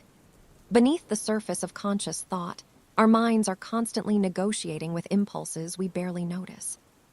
Cognitive biases, those invisible mental shortcuts, shape perception in ways that can erode ethical judgment. The just world bias, for instance, convinces people that others deserve their misfortune, subtly absolving themselves of responsibility to intervene or assist. Similarly, the in-group bias nurtures favoritism toward those like us, while silently devaluing the needs of outsiders. Over time, these mechanisms operate almost automatically, nudging decisions in directions that may diverge sharply from abstract ideals of fairness or compassion. Fear, too, exerts a profound influence. When confronted with uncertainty or threat, even minor, socially acceptable forms of cruelty or deception can become compelling. Consider how gossip spreads, how minor betrayals occur in workplaces or social circles. It is rarely malice alone that drives such acts. Anxiety, insecurity, and the desire to belong warp perception, convincing individuals that ethical compromise is not only tolerable but necessary for survival. The mind, ever pragmatic, calculates risk and reward, often at the expense of empathy, producing outcomes that, in hindsight, feel morally inconceivable. Power introduces yet another distortion. Psychological studies consistently reveal that authority, hierarchy, and dominance can intoxicate the human psyche. Ordinary people, when granted control over others or placed in hierarchical structures, are surprisingly prone to exploit that power. Subtle coercion, neglect, or even cruelty can arise not from inherent malice, but from a complex cocktail of obedience, social expectation, and cognitive dissonance. The infamous experiments of Milgram and Zimbardo demonstrated this terrifyingly well. People, when placed in structured situations, could commit acts they never imagined themselves capable of. It is not the presence of evil within a few, but the latent capacity within many, waiting for the right conditions. Even empathy, the trait often celebrated as the antidote to cruelty, has limits. Emotional bandwidth is finite. We cannot feel the pain of every person at every moment. Psychological distance, whether geographic, social, or temporal, diminishes our sense of obligation. Tragic events that unfold far away or those that are abstracted into statistics fail to trigger the full weight of moral response. Thus, compassion becomes conditional, selective, and at times insufficient to prevent harm. This does not mean humans are devoid of goodness. It means our ethical instincts are constrained by cognitive and emotional architecture, constantly negotiated against personal, social, and situational pressures. Perhaps most unsettling is how easily these patterns operate below conscious awareness. Individuals rarely pause to consider the psychological levers subtly guiding them. Decisions that appear rational and principled may, in reality, be the product of unseen forces, biases, fears, habits, social cues, conspiring to nudge behavior toward compromise or harm. Recognizing this is both humbling and terrifying. The mind we trust to navigate moral terrain is itself a landscape filled with hidden cliffs and shadowed valleys. Even in moments of quiet reflection, when we assume ourselves above the baser instincts of human nature, those impulses quietly simmer beneath the surface. Thoughts that we would never act upon, judgments, resentments, desires for retribution, lurk in the recesses of the mind. Psychologists refer to these as dark cognitions, fleeting imaginings of harm, envy, or domination that, while rarely enacted, reveal a more primal dimension of consciousness. They are whispers of what could happen if the delicate balance of self-control, empathy, and socialization were to falter. Sleep, it turns out, offers a unique window into these suppressed tendencies. Dreams often amplify latent fears and desires, presenting scenarios in which moral rules are suspended. In these nocturnal landscapes, one might experience both victimhood and perpetration, exploring scenarios that would be unimaginable or unthinkable while awake.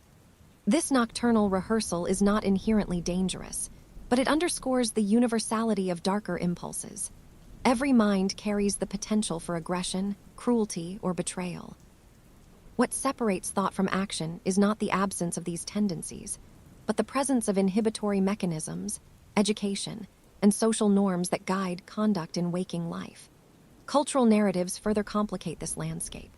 Stories, myths, and folklore across civilizations are filled with cautionary tales about the human capacity for evil. From ancient epics to modern literature, we are reminded that even the seemingly virtuous are capable of malevolence when circumstances align. These narratives resonate precisely because they reflect real psychological truths. Humans are capable of both extraordinary kindness and astonishing cruelty. Duality is not an aberration. It is a feature of our species, embedded in the same brain structures that allow for empathy, creativity, and moral reasoning. Isolation and stress intensify the pull of the darker self. When removed from social accountability or subjected to extreme pressure, individuals may make choices that reveal what lies beneath the surface veneer of civility. Deprivation, whether of food, sleep, social connection, or dignity, can erode empathy and amplify self-interest. Historical events and psychological experiments alike demonstrate this starkly.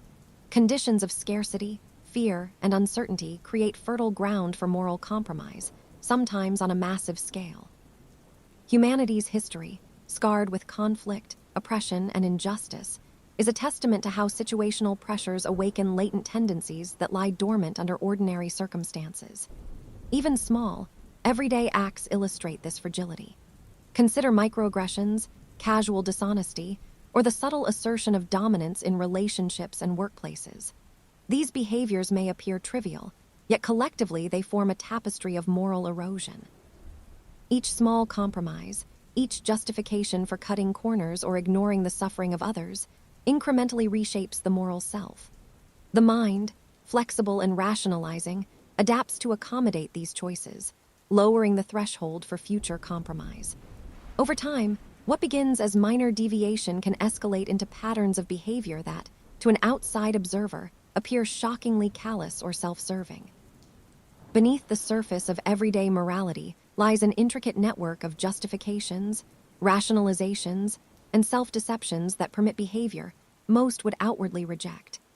Psychologists call this moral disengagement, a set of cognitive processes that allow individuals to act in ways that contradict their personal ethical standards without the full weight of guilt or shame.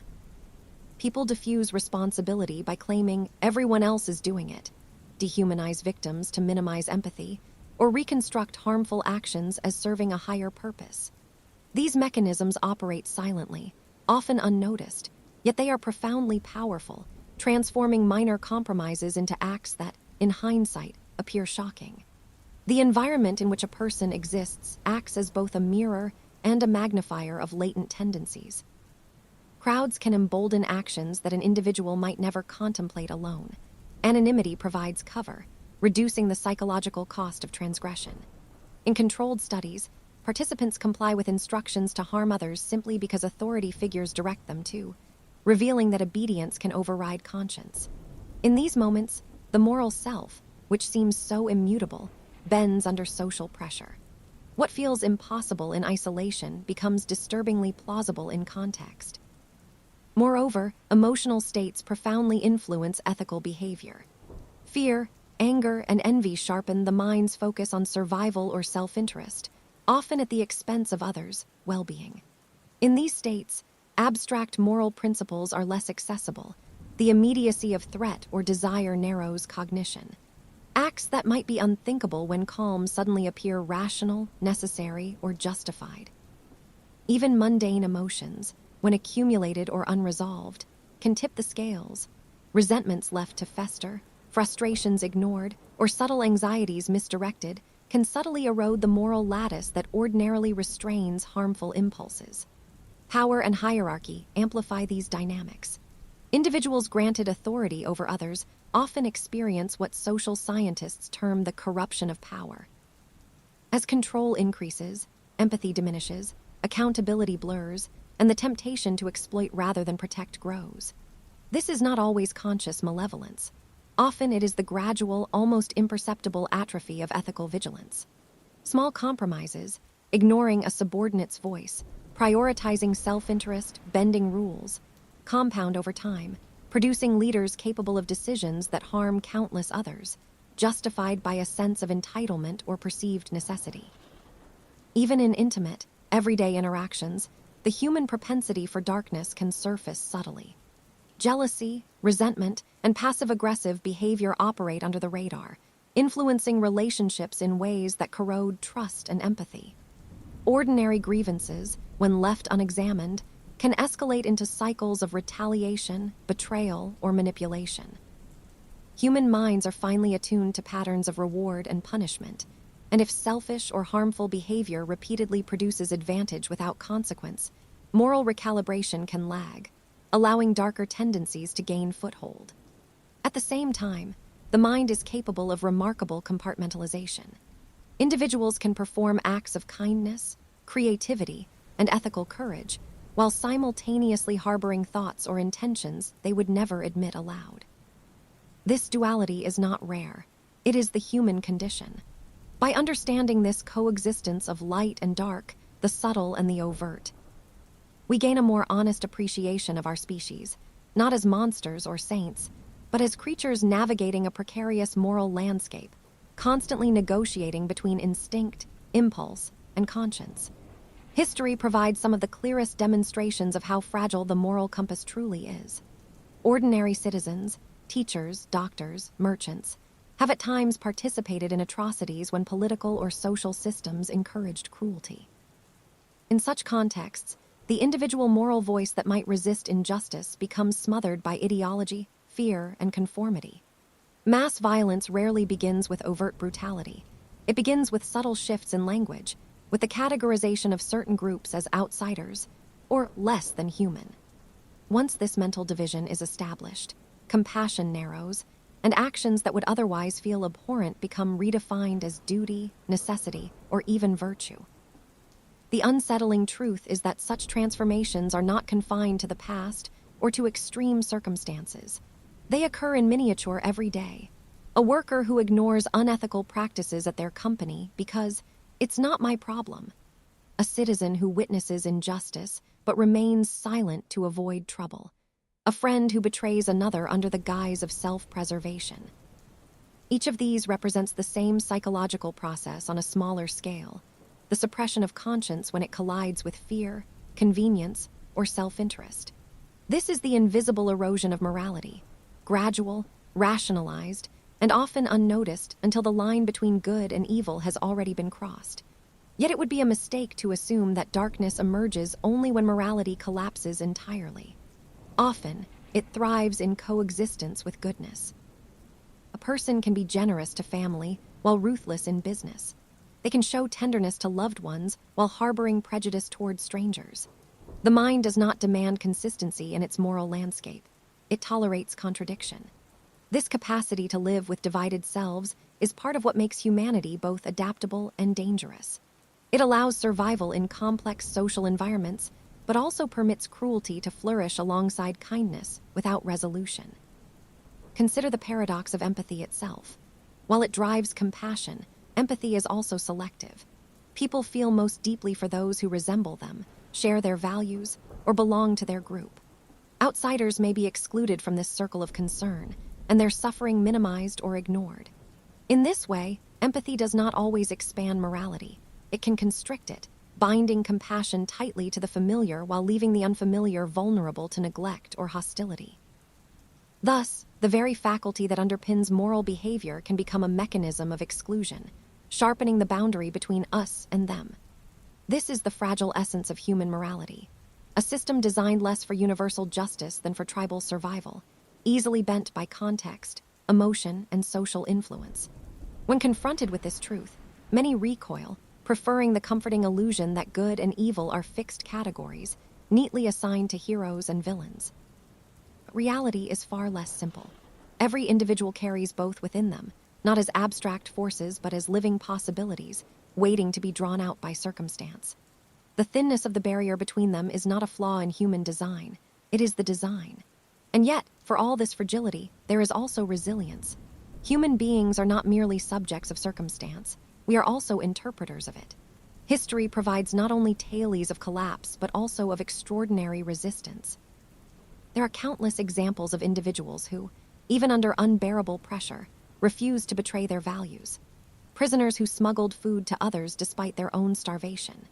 Citizens who hid fugitives at the risk of execution.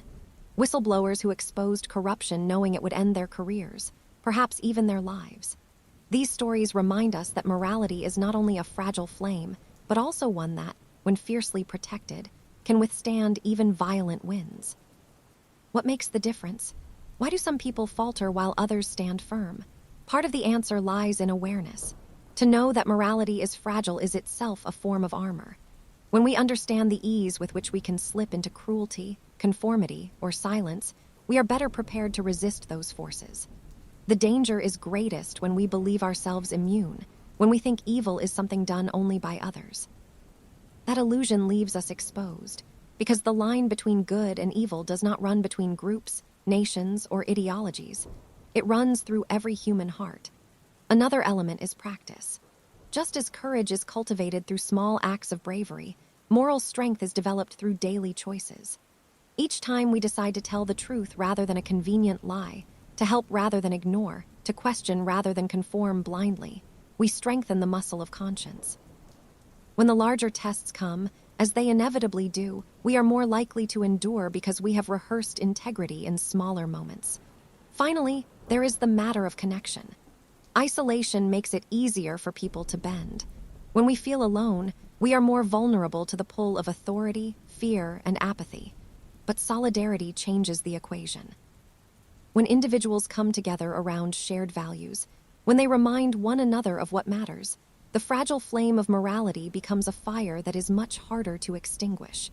Perhaps, then, the task is not to dream of a morality that cannot break, but to cultivate one that can be rekindled again and again, even after it falters. To accept its fragility is not to surrender to despair, but to recognize our responsibility to protect it, to nurture it, and to live in ways that strengthen it for ourselves and others. For in the end, morality's fragility is not its doom. It is its demand. It calls on us not to trust blindly in our goodness, but to build and rebuild it deliberately every single day. If morality is so fragile, what does this mean for us as individuals? It means that we cannot simply rely on instinct or tradition to safeguard our actions. Instinct is too easily hijacked by fear, tradition too easily manipulated by authority. Instead, morality must become an active practice, something cultivated, sharpened, questioned, and reaffirmed every day.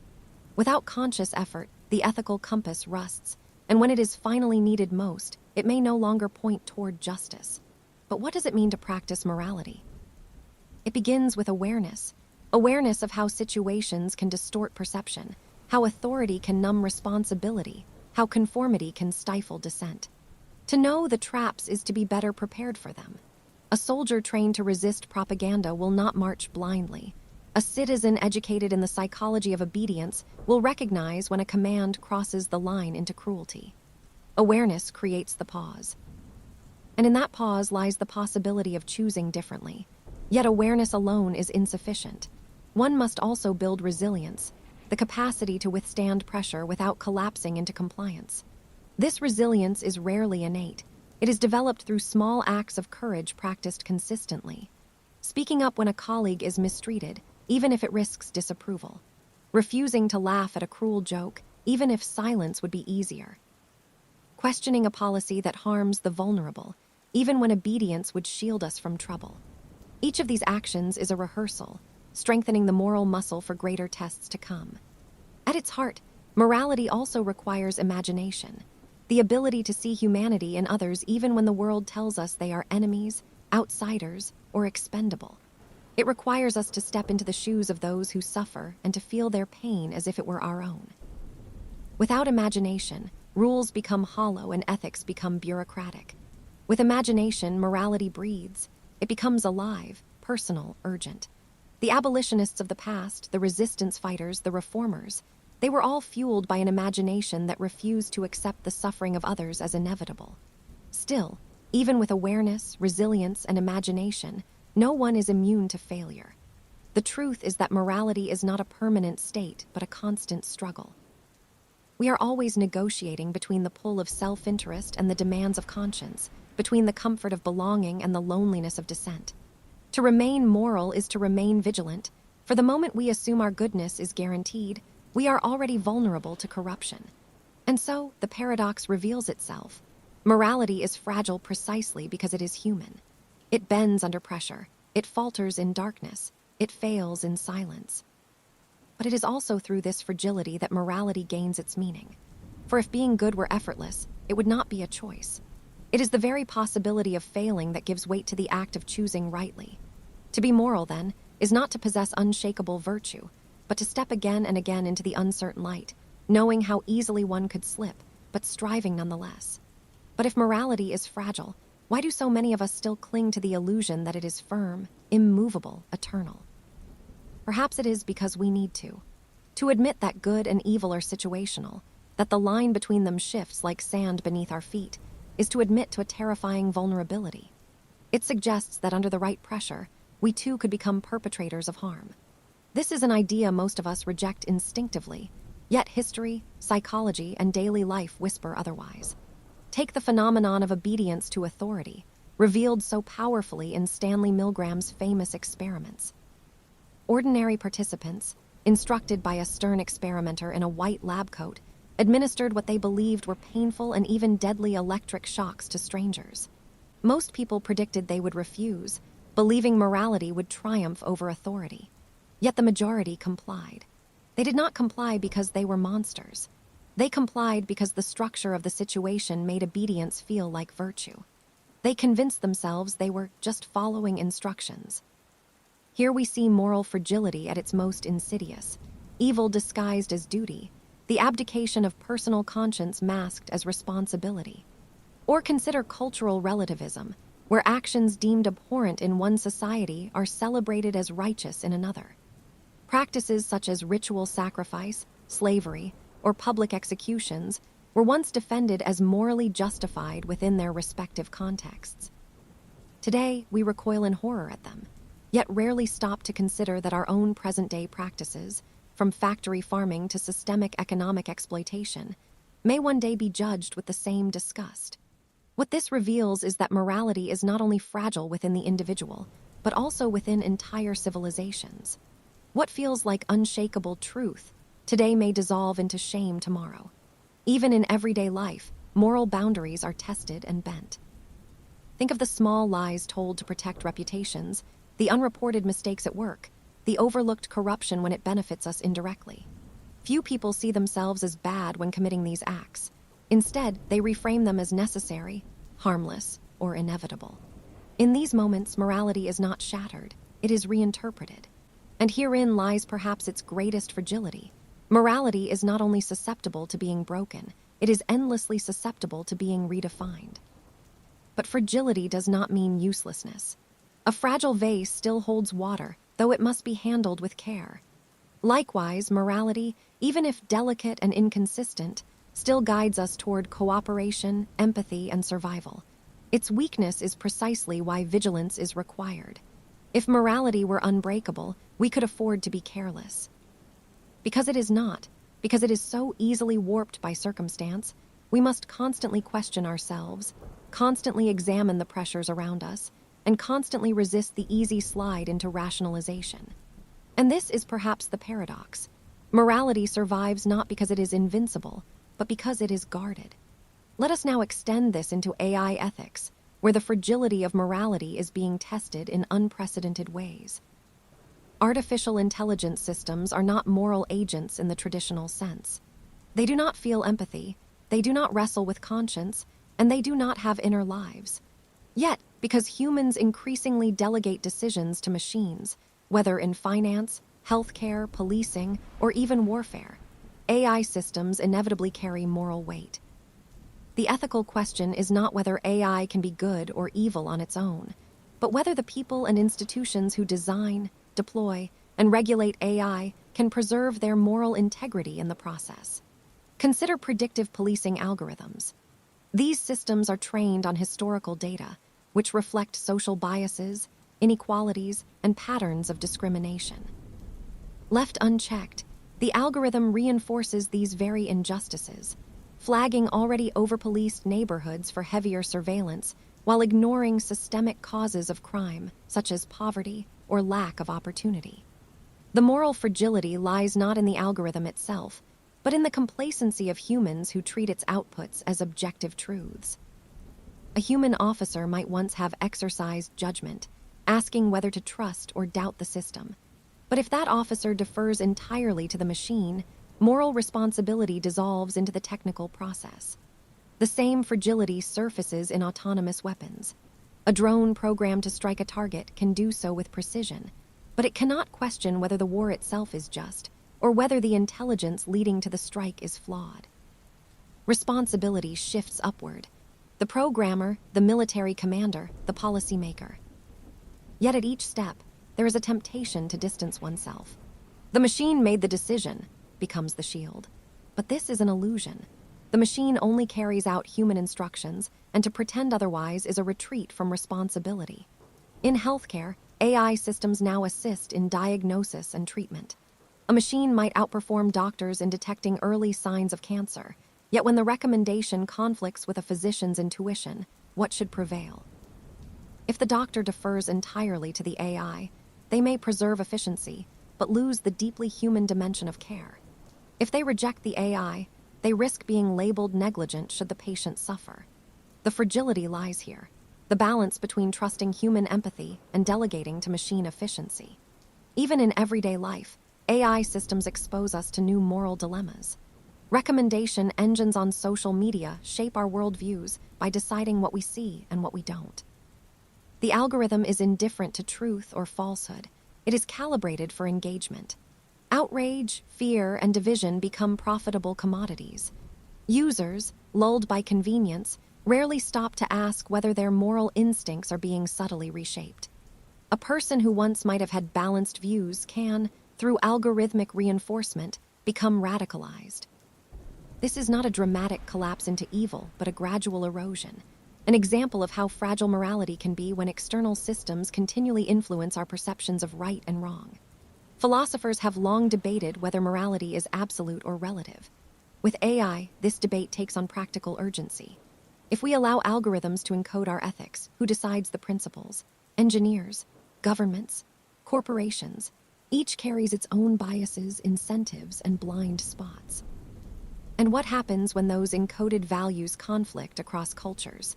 When an AI system built in Silicon Valley is deployed in West Africa, or Beijing, or rural India? A moral framework designed in one cultural context may not hold in another, yet the machine enforces it with uncompromising rigidity. This brings us to a chilling possibility: the outsourcing of conscience. In the same way that the Milgram experiment revealed people's willingness to obey authority, we now risk obedience to digital systems. If the machine tells us, this is the safest route, the most profitable investment, the most dangerous suspect, how often will we question it? And if we stop questioning, what remains of our moral agency? The fragility of morality in the age of AI is not just about catastrophic risks like autonomous weapons or mass surveillance. It is also about the slow, almost invisible erosion of our capacity to make moral judgments ourselves. Just as muscles weaken when they are unused, conscience may atrophy if we continually defer to machines. And yet, AI also offers an opportunity. Properly guided, it can serve as a mirror, reflecting our biases back at us and forcing us to confront them. It can help us notice inconsistencies in our moral reasoning or highlight injustices we had normalized. But for that to happen, designers and societies must actively choose to embed ethical reflection into the technology, resisting the temptation to see AI as neutral or inevitable. The central question remains: will AI strengthen our moral capacity, or will it reveal just how fragile that capacity has always been? And yet, the frontier of moral fragility does not stop with human psychology. It now extends into the very technologies we create. Artificial intelligence is perhaps the most pressing example. For the first time in history, we are designing entities that make decisions without direct human input, yet those decisions are built upon data and rules that mirror our own biases, flaws, and blind spots. Take predictive policing software. In many cities, algorithms determine where police should patrol or which individuals are more likely to commit crimes. At first glance, this seems like a rational tool for efficiency. But the data feeding these systems is drawn from human history, records shaped by discrimination, economic inequality, and systemic prejudice. When those patterns are fed into an algorithm, the machine learns to replicate them. Entire neighborhoods can be overpoliced not because they are inherently more dangerous, but because a fragile moral framework, embedded in data, guides the AI to perpetuate injustice. Self-driving cars provide another illuminating case. Imagine a scenario where an autonomous vehicle must choose between swerving and injuring its passenger, or staying its course and striking pedestrians. Such trolley problem situations are no longer abstract philosophical puzzles. They are programming challenges.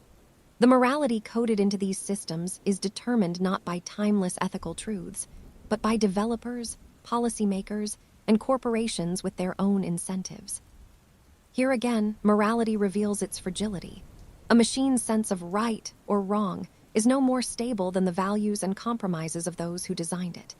Even in seemingly benign contexts, like recommendation engines, AI influences moral landscapes subtly. Social media platforms optimize for engagement, but in doing so they amplify outrage, tribalism, and extremism. The fragile balance between free expression and harmful misinformation collapses when algorithms prioritize profit over truth. A single tweak in code can reshape millions of people's perception of reality, shifting collective morality at scale. What these examples show is that moral fragility is not confined to individuals or crowds. It now operates through systems, infrastructures, and machines. The danger is not simply that AI may go rogue. but that it will obediently carry out flawed human designs, embedding our biases so deeply that they become invisible. In this way, technology doesn't erase the fragility of morality. It multiplies it, accelerates it, and makes its consequences global. If morality is fragile in the individual and the group, it is even more precarious when embedded into technological systems.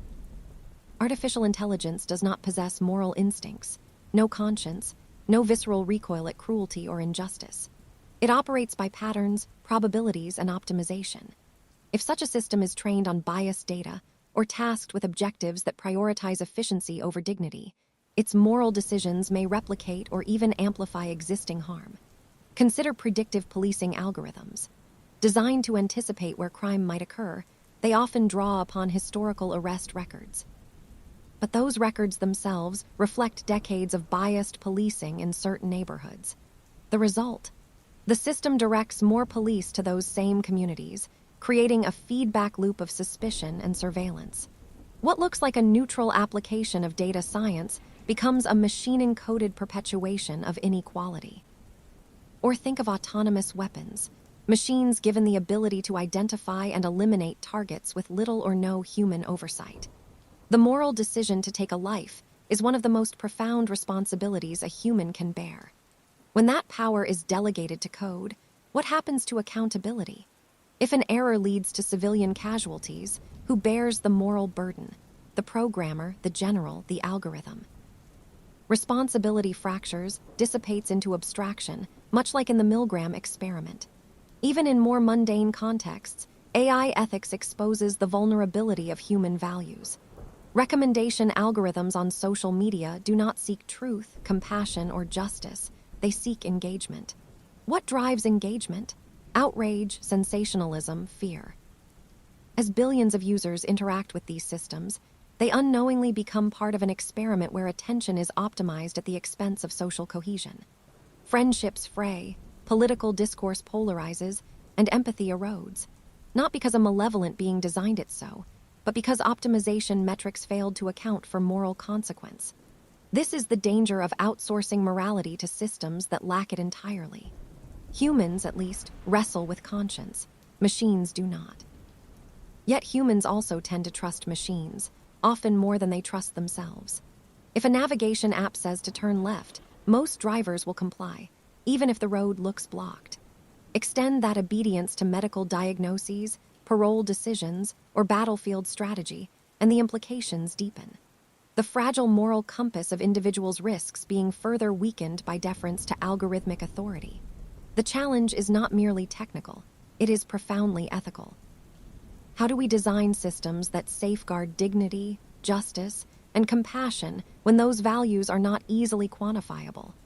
How do we prevent moral shortcuts, where efficiency replaces fairness and optimization displaces empathy? To ignore these questions is to accept a future where moral responsibility is not only fragile, but dissolving entirely, subsumed by code, hidden behind screens, invisible in its operation yet omnipresent in its influence. Another pressing dimension of moral fragility appears when we think about automation and the delegation of decision-making. Choices that once depended on human judgment are now increasingly given to machines. A common example is the self-driving car. When an accident becomes unavoidable, the vehicle system must determine whether to prioritize the passenger, the pedestrian, or perhaps a child crossing the street.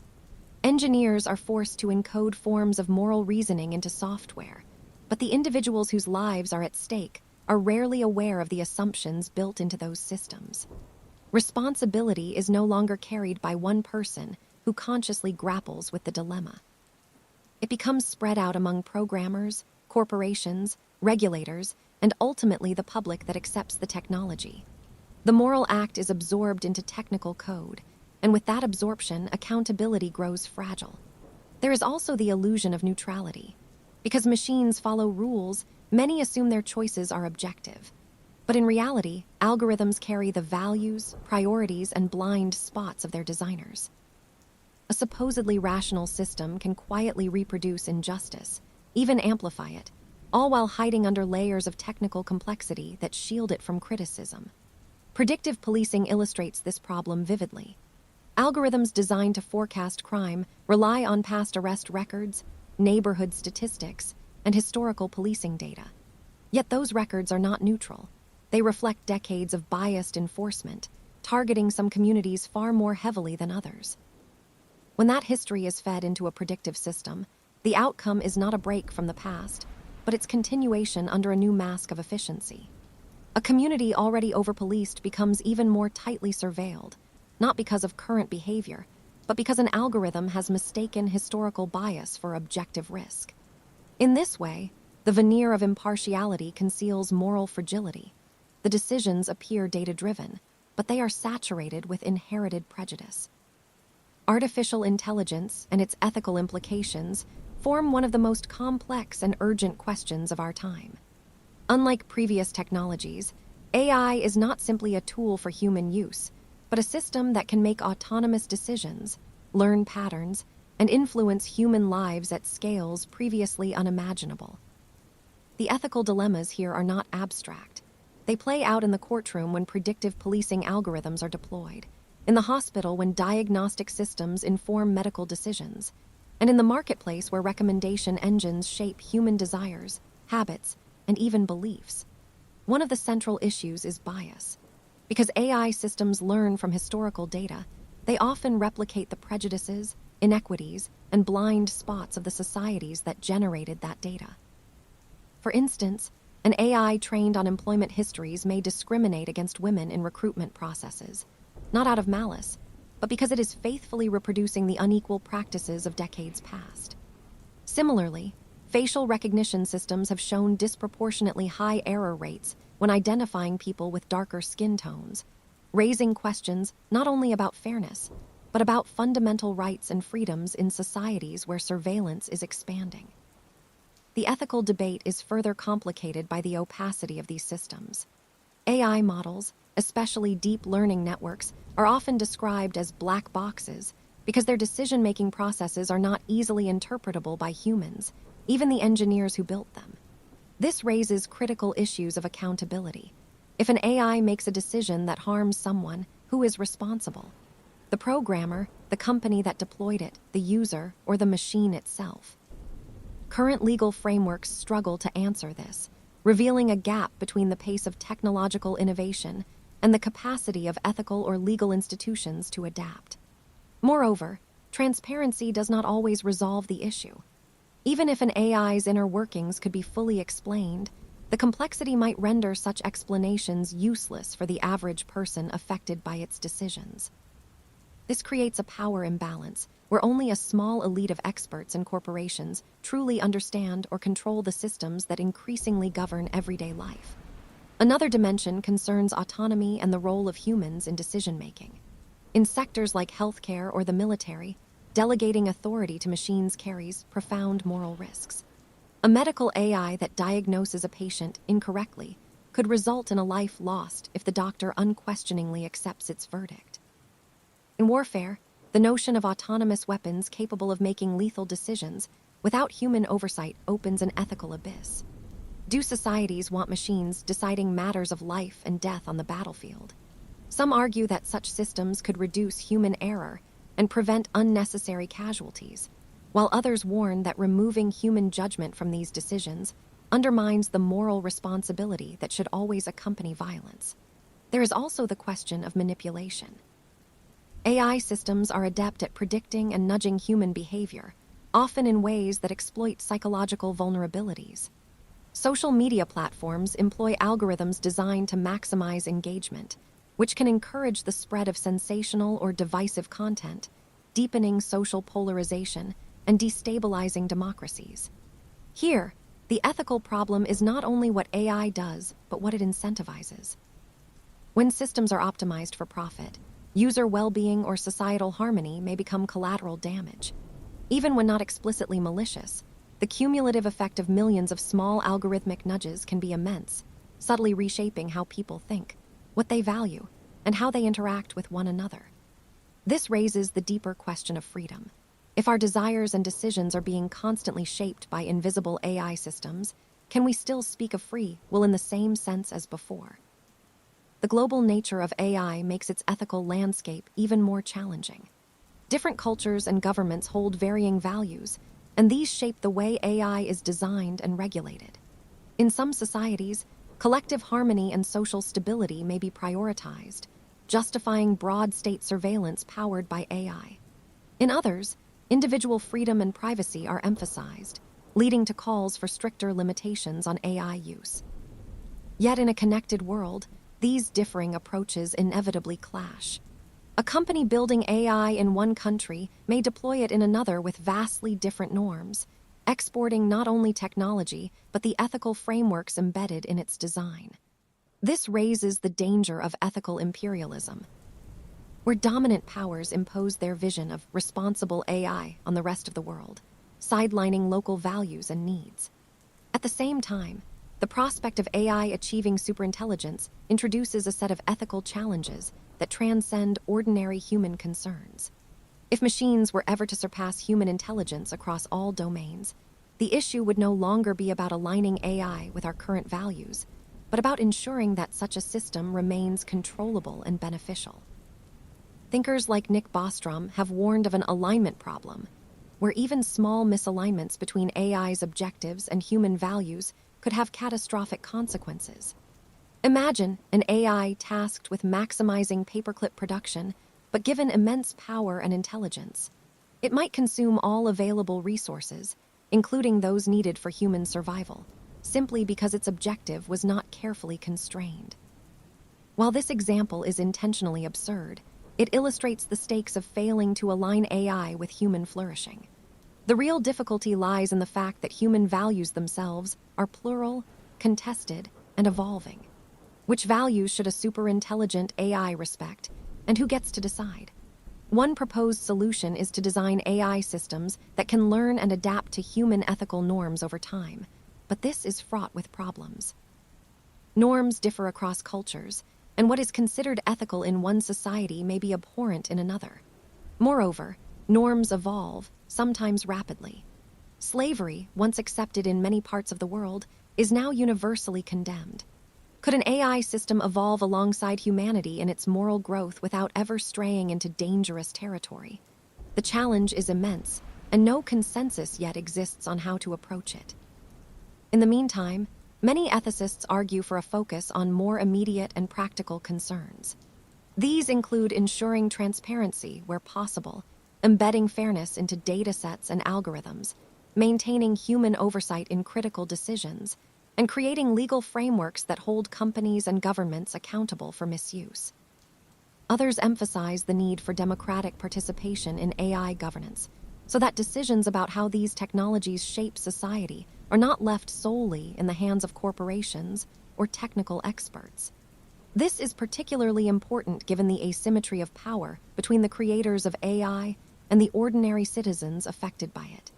The intersection of AI with labor markets is another pressing ethical concern.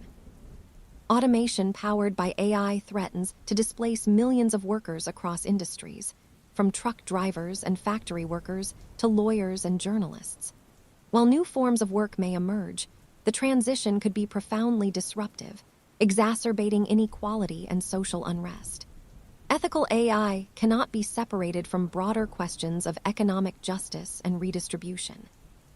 If AI makes society wealthier, but most of that wealth is concentrated in the hands of a few corporations and elites, then even a technically fair system may be morally indefensible.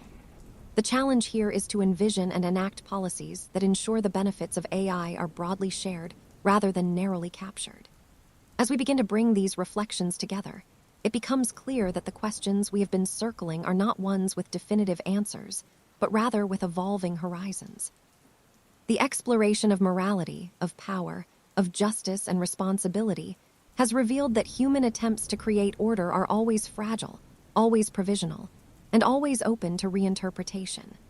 What we call ethics is not a fixed code carved in stone, but a living conversation that adapts with each generation, each crisis, each breakthrough in knowledge or technology. The rise of artificial intelligence, the growing awareness of ecological collapse, the constant reshaping of social and political landscapes all testify to the fact that humanity is moving through uncharted waters, where the maps drawn in earlier centuries no longer suffice. Yet the need to steer, to orient ourselves, to choose a direction remains as urgent as ever. At the same time, one must acknowledge the contradictions inherent in this effort. We construct ideals of justice, equality, and dignity, and yet we live in systems where inequality, exclusion, and suffering persist as if woven into the fabric of our existence. We speak of freedom while imposing subtle or overt constraints on others, whether through laws, technologies, or cultural pressures. We advocate for peace while investing unimaginable resources in the machinery of war. This tension between what we profess and what we enact has always defined the human condition. But what is different now is the scale and the visibility of our contradictions. The world is so interconnected that every inconsistency reverberates widely, making it harder to hide behind illusions. In this sense, the narrative of progress must be questioned, not to reject it entirely, but to temper it with realism. Progress is not linear, and it is not guaranteed. The same tools that liberate can also oppress. The same innovations that promise healing can inflict harm, and the same networks that connect can divide. To accept this complexity is not to fall into despair, but to recognize the profound responsibility that lies in every choice, every design, every policy, every individual action. It means that ethics cannot remain an abstract discourse, but must be grounded in practice, in the willingness to see the faces behind the numbers, the consequences behind the decisions, the long-term ripples behind the short-term gains. If there is a lesson to draw from this extended meditation, it is that morality and meaning are not to be found in perfection, but in the ongoing struggle to align what we are capable of with what we know we should become. It is in the courage to admit error and to change course, in the humility to accept limits, and in the imagination to envision futures that resist the fatalism of inevitability. We cannot escape the fact that good and evil are entangled in us, that our systems and technologies reflect both our noblest aspirations and our darkest impulses. But we can refuse to surrender to the darker side by cultivating vigilance, dialogue, and compassion as everyday practices, not as distant ideals. The conclusion is therefore not a closing but an opening. It is the recognition that the story of human morality, of power and justice, of technology and responsibility is far from finished and may never be. Each of us carries a fragment of that unfolding narrative, shaping it through our actions, our silences, our creations, and our resistances. And perhaps what truly matters is not arriving at a final answer, but continuing to ask the questions with sincerity, courage, and an openness to transformation. In the end, what emerges most clearly is that the line we try to draw between good and evil, order and chaos, progress and ruin, has never been fixed and never will be. It bends and reshapes itself depending on time, culture, circumstance, and above all, the choices of individuals who must navigate it. Human beings are not absolutes, but contradictions in motion, capable of immense kindness and unspeakable cruelty, sometimes in the same lifetime, even in the same moment. Our tools, our systems, our technologies, our philosophies, all of them are only reflections of this dual nature, carrying forward the potential to uplift or to destroy depending on how they are wielded. The questions of ethics and responsibility are therefore not abstract debates to be left to scholars and institutions, but daily decisions that each person makes in their own interactions, judgments, and compromises. If we accept that we cannot erase evil nor define good with perfect clarity, then the task becomes one of vigilance, humility, and conscious striving, of recognizing the shadows within ourselves and choosing again and again, imperfectly but persistently, to act in ways that preserve dignity, that reduce harm, that honor the fragile web that binds us together. The story of humanity has always been this struggle, and perhaps it always will be. What matters is not whether we finally conquer the darker parts of our nature, but whether in each generation we find the strength to resist being consumed by them, and the courage to keep searching for the light even when the path forward is uncertain.